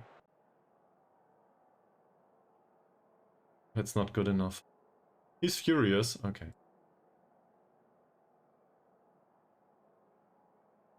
So like this.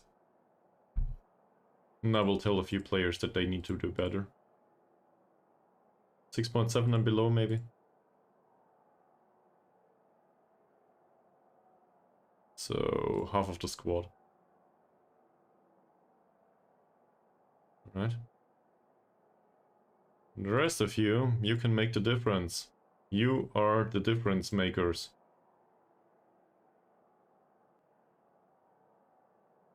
We still have more than 15 minutes. Let's have a look.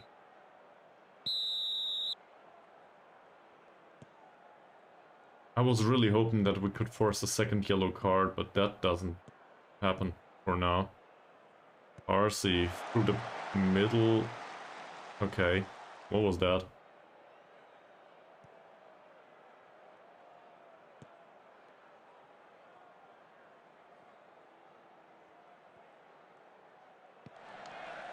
Long ball.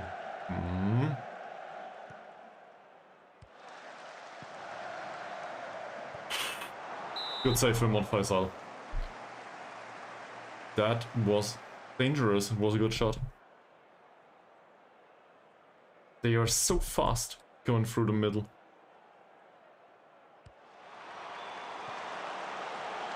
Great. Give it straight back to them. Good tackle. Baru, he's not that slow, but also not that fast. Go, go, go, go, go, go, go. Maybe draw a bad tackle. Baru with a floated cross that doesn't end up with the goalkeeper to a degree.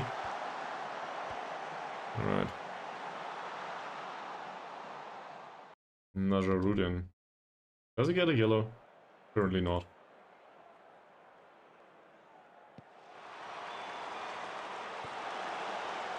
Yeah, see ya. Have a nice evening, man. And good luck with the match.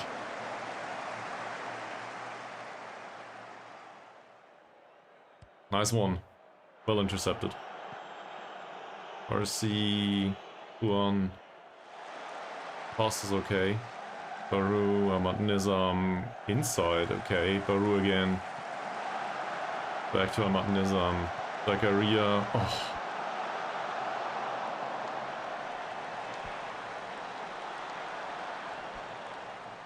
One servant with a corner. It doesn't go well.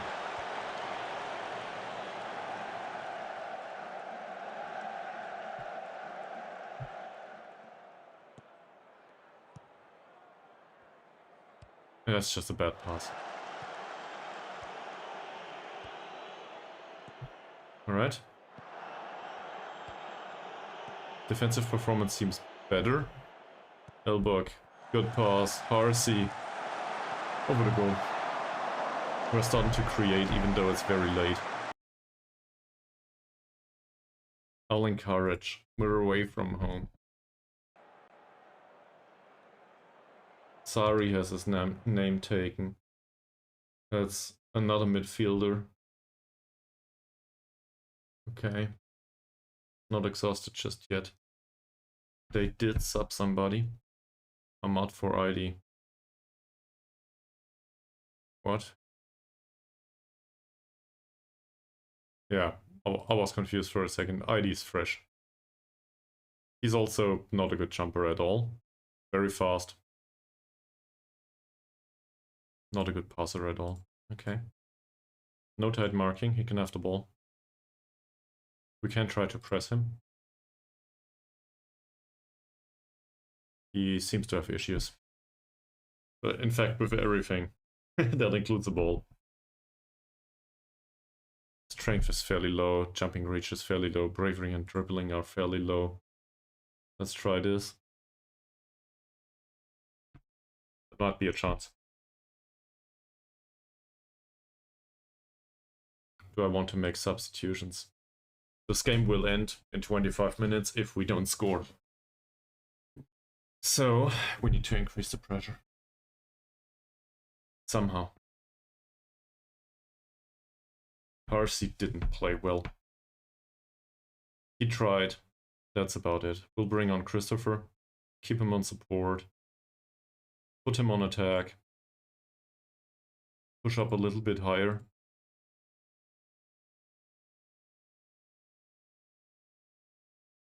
And go in hard. Some of these players are exhausted already. I have my doubts about Ushindi on the bench now. Don't necessarily want to bring him on. Olegs Raj could be a replacement for Juan Servin. I know a striker versus shadow striker, but he's trying to get into that. And to be fair, I see him more of a more as some sort of a goal scorer in this situation. The overall performance isn't bad. It's not bad at all. We just need that one goal to make it into extra time. I'll stick to one substitute for now.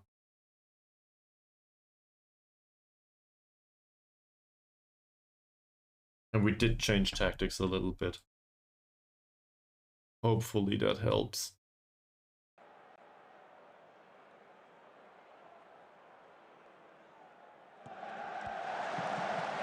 Okay.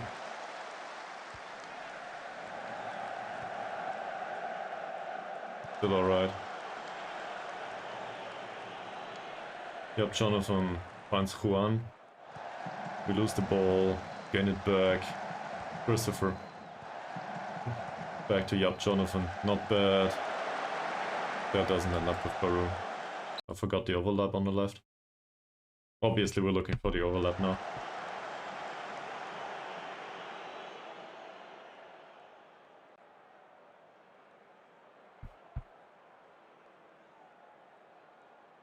One takes the corner. That ends with Ankun, but not for long. It's sad, I was hoping for more. We do get a throw in. Do we also get a chance here? Apparently from deep. That's a very good one, and Christopher misplaced his finish. He hit the defender. That was one of two possibilities to not hit the goal. The other one would have been to hit the keeper. Otherwise he was fairly close.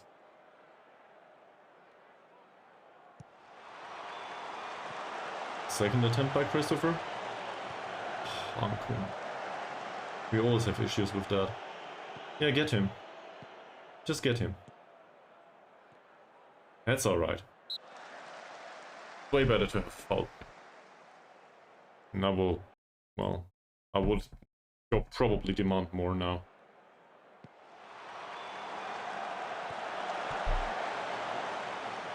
Some of our players seem fairly tired. Well done. Ahmad Nizam's in front. Juan, will he find a space on the left wing? Yes, he does. Christopher looking for the defender to come and overlap. Doesn't come. Just runs past his man. Back towards center to Elbug. Good ball. Yup, Jonathan. Christopher. Cross. That'll be a corner. Which means I can sub players. For the corner, I would probably want to keep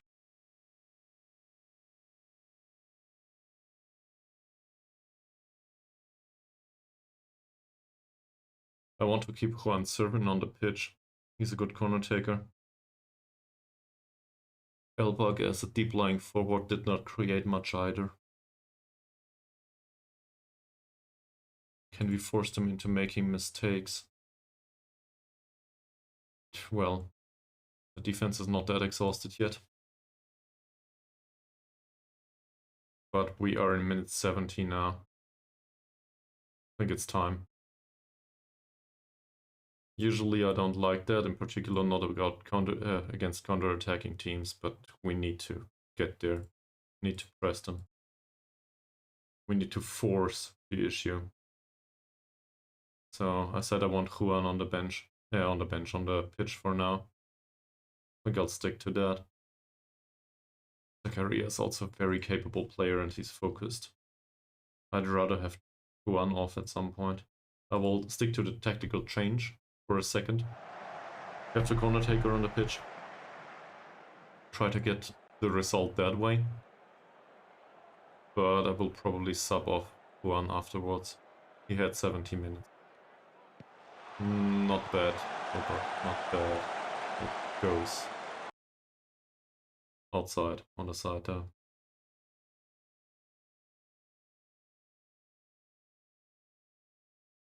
Well, the 16-year-old will probably not turn us around. We could bring on Malik. Or Ankun. Ankun didn't really do well today. Not too bad either. No. I'll bring Olegs Raj for Juan 7. We'll let him shoot more often.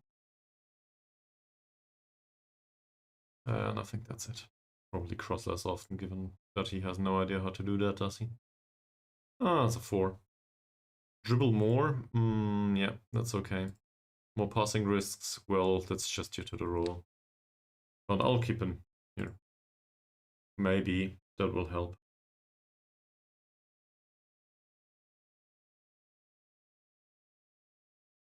And, well, now we have one more break for 3 additional subs.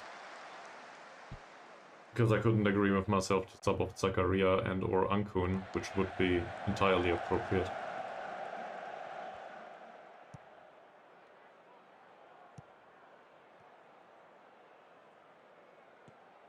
Yeah, get the ball. That mid-block instruction seems to be an issue.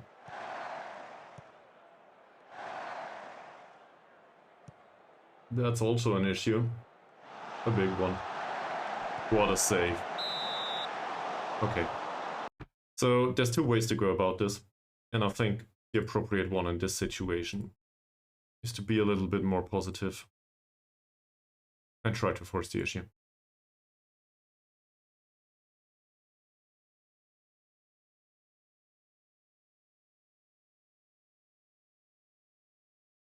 And obviously we are very susceptible to counter-attacking situations now.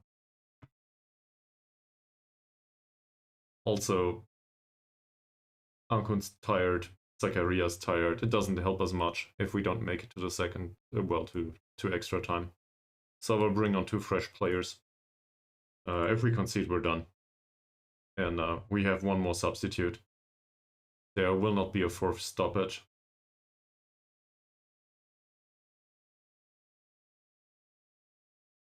He's motivated. He's motivated, so we will play with Jason Singh as an inside forward. No, inverted winger, sorry. On this wing. Namad Nizam can also be on support duty, I think. That could be appropriate. So now there's no exhausted player on the pitch. On our side, not yet. Give it 5 minutes, they will be. And we are trying to make the best of a bad situation. Game's fairly even so far. Let's hope it remains that way until we score. First of all, defend this corner.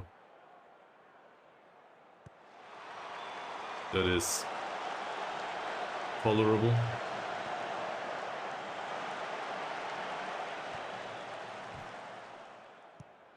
Whoever you are, please don't let him cross. Of course he crosses. Well done. Jason Singh on the ball. He is fairly new. Oh, what a pity. Well, actually, that takes a yellow card off the pitch. I don't like that. He still didn't get subbed though, did he? No, he doesn't show his yellow card anymore. Okay. For now though, he's still part of what's on the pitch. Yeah, play it. Exactly. This is a bit gamey. I don't care. Run. That happens in real life too. Good job. Come on, Alex. Seriously? He hit the goalkeeper from that distance. With that chance. Now they have somebody else there. How did they do this? He's new.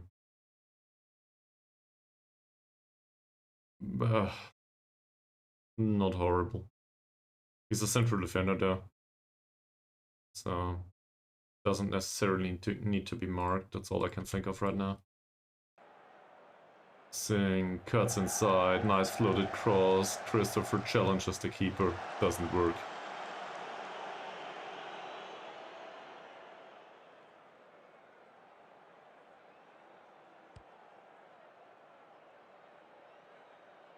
Dangerous. Very dangerous.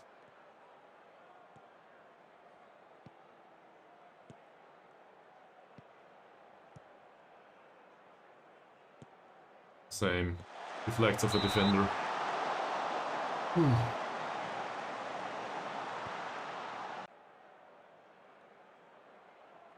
Minute 78.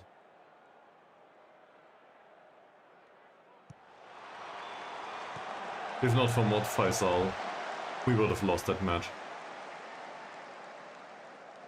For sure. Deservedly, I might add. I really have issues with the kind of tactic they play. That's intercepted, sadly.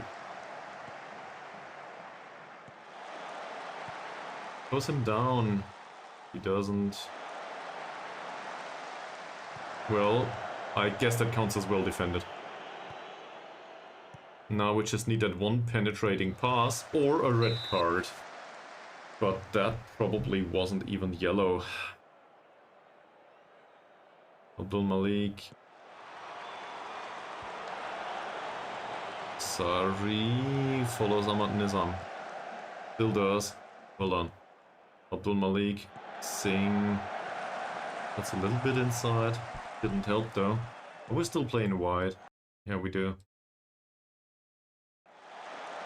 It's not really visible, is it? Christopher, he is way wrong in terms of position on the pitch. Nice cross. Elbug. There we go. Now I'm going back to balanced, because I do not want to concede. Good job. You can do it, guys. I should probably praise him now, but this is fairly even in aggregate. Elbug with the head. Fantastic. And Christopher was on the wrong way. Well, I'm very happy that he was, though. Now we will go all the way to extra time, maybe. If... Oh, they brought somebody off. That was the last substitute, though. That was the last break. That's all they can do. Who are you? Good crosser. Good passer. Really bad dribbler. This is just a runner. He's running and he can cross, that's about it. He can't do anything else. He can barely stop a ball. Yeah.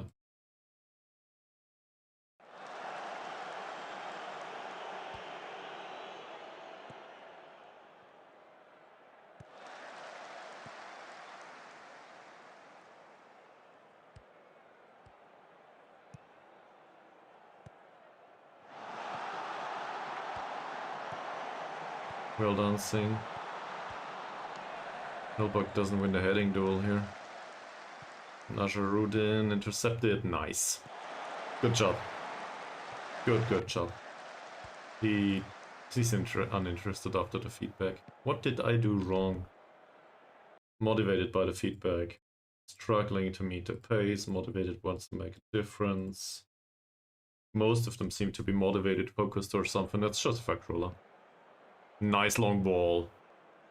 Really nice long ball by Abdul Malik. Christopher cuts inside. That looked like it was really fruitful for a second. And then it just wasn't. Can we get a second goal? This would be so great. Come on, Christopher. Now that Ankun's no longer on the pitch, you can do this. You train these after all.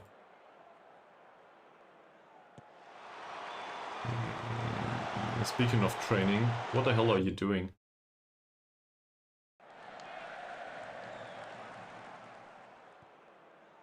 Okay, that didn't amount to anything though.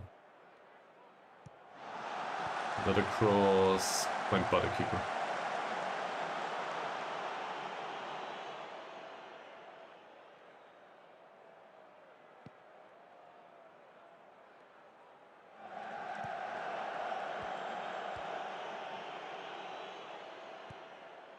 Oh yeah, Oshindi's on the pitch. The fact that I didn't notice this, because, well, I did it myself, but the fact that I didn't notice this is probably a good one. Well, I'll happily stand corrected, but if that's not a foul, I don't know what is. And now it's a corner, you gotta be kidding me. That might have been the best free kick / penalty situation that we had today. And maybe it was even the last resort. Not sure.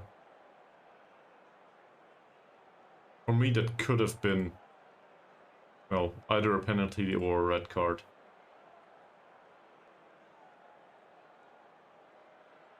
Christopher takes the corner, Olegs Raj is not there. Would have been quite surprising for Olegs Raj to score after a corner. In particular with a header. Jason Singh, ooh, interesting ball.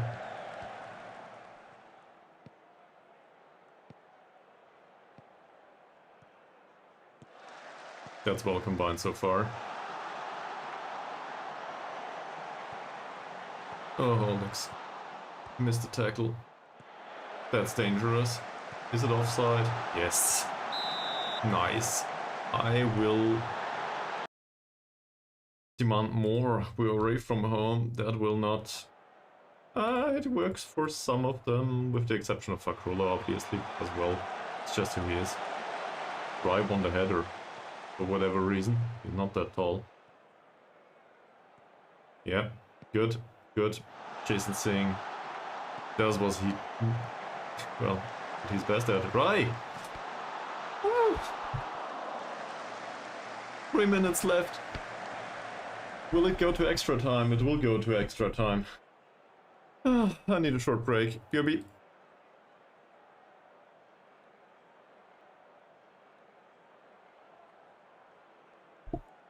Alright, let's do this. No adaptions, I think. We're doing fairly well so far. Oh, yeah. I should probably talk to them.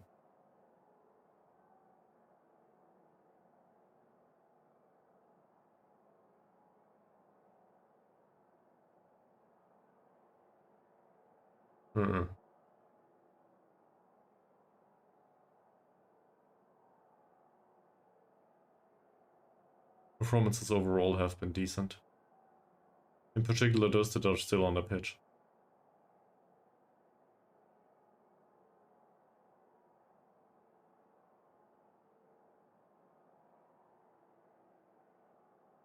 Yeah, I'll praise them. Overall the performance has been very good. Yup, Jonathan and Mustafa could do with an improvement. Then again, maybe that happens by itself now. And we do have positive reactions. Even Olegs Raj tried. I will not comment on it any further. It might just go the wrong way.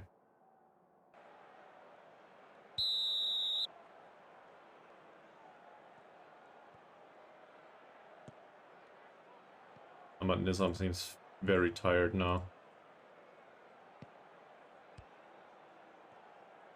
Putting him on support duty might have helped a little bit.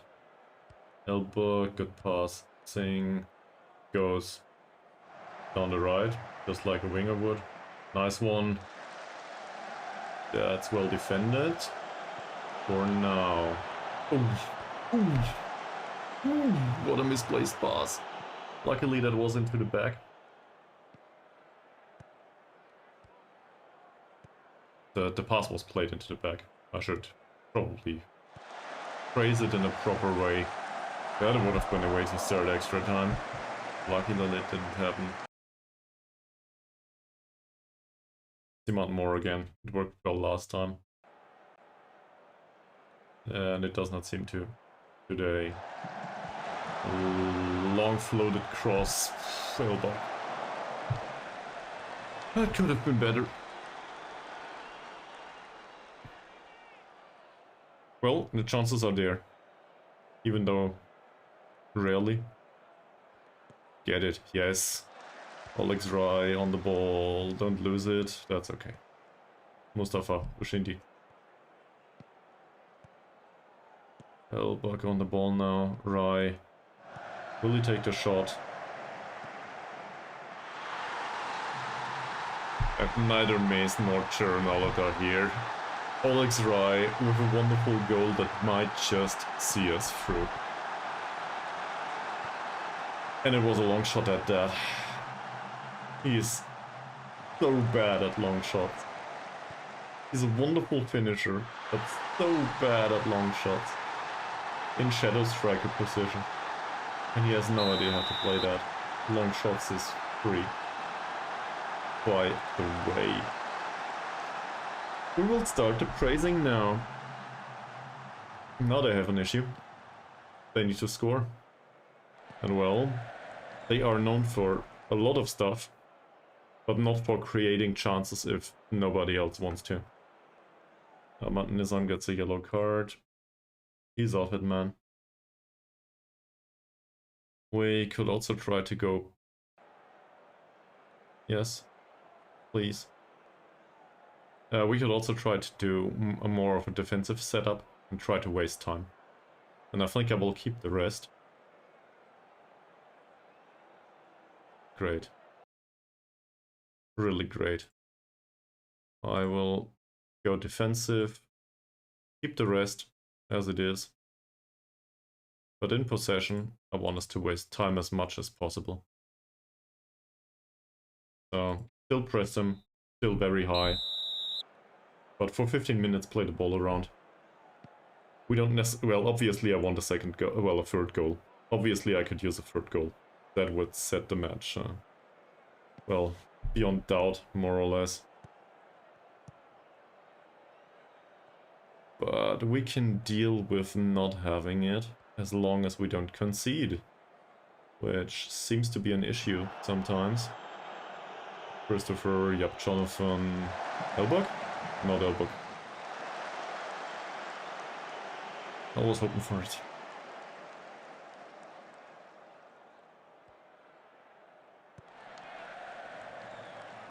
Oh no.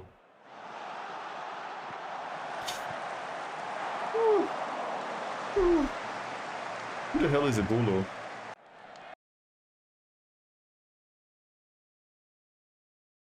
The break prior to extra time counted as a break, it seems. Right-footed only. Good dribbler. Very good finisher. No bravery. First touch is low, composure's high. I don't know. Probably foul him next time.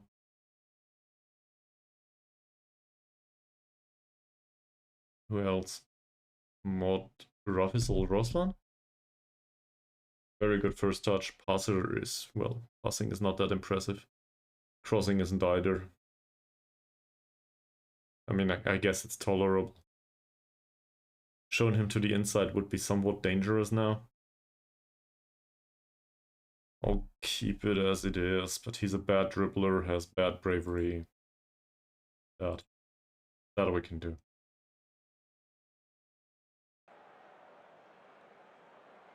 It's about 12 minutes plus stoppage time. 12 minutes can be so long if you cannot concede, even once. Oh, by the way. Yeah, constructive build-up time is over. Back to pressing forward, please. And yeah, you can dribble this. I think he can dribble to a degree. But in this case, I'd rather not want him to. Is it offside? Ooh, that's close. Apparently it wasn't. And Malik's long shot goes over.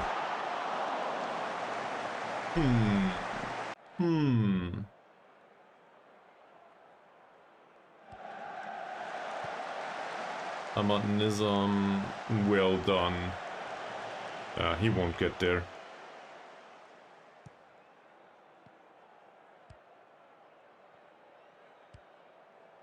Well intercepted. Elbug, nice. For Jason Singh. Will he find the opportunity to play that one ball? That might be it, or not. Ushindi back to Elbug.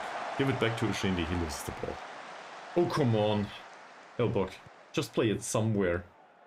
And now we have this, look at how open it is, situation. Mustafa's out of position. Ushindi tries to cover for him. Yep, Jonathan is way misplaced. I should probably take him off attack duty, come to think of it. What a save. Sir, it's okay if you go back to support duty. Thank you very much. Take also fewer passing risks, please. And also, I will probably take off the overlapping instruction. I don't care anymore. Thanks. Should have done that from the start. It's really down to Mohd Faizal's performance so far. Hopefully he can keep it up. Hopefully it's not needed anymore. Oh, Olegs. Nah, he's not fast enough. Mustafa on a yellow.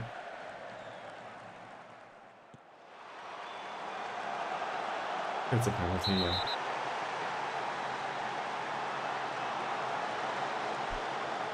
Come on, Fakula, why?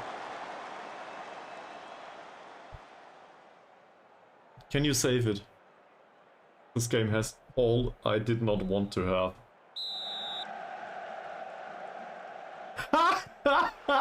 Including a save penalty. I don't know what to say. Please hold.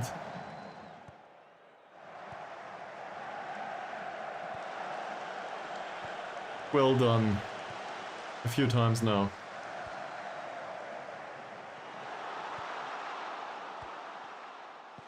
Good one. 5 minutes left.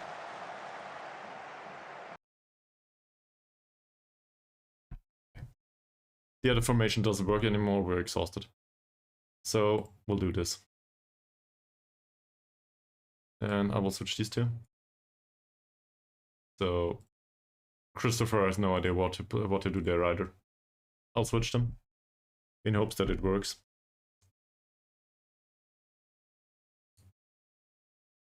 This. You can ease off tackles, same as you.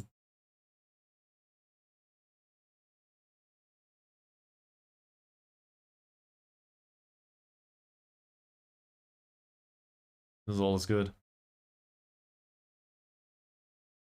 Yep. Obviously we want to slow pace down, we want to waste time. Low block, lower defensive line, still get stuck in. Still trap outside. Dropping off, sure. Now everybody's trying to get it. Well, I guess to get the result as it is. Until we are under the shower. To keep the result as it is. Man. Well done. Evolo's still around. Sorry, is it offside? Doesn't seem to be like it. Sing.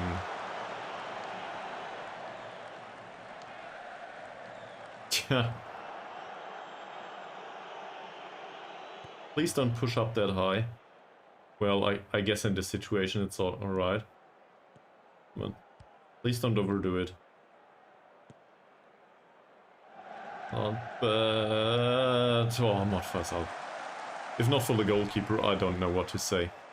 This guy deserves to be on the pitch every single minute that he played this season. What a match.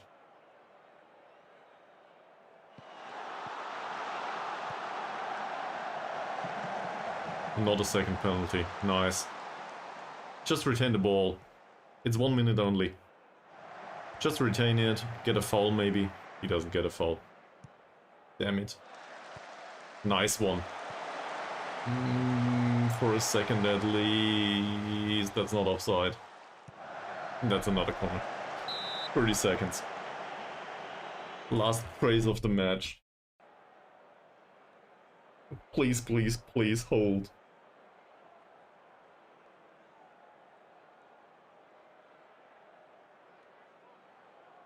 Sari takes the corner. Evolo, it goes over the goal.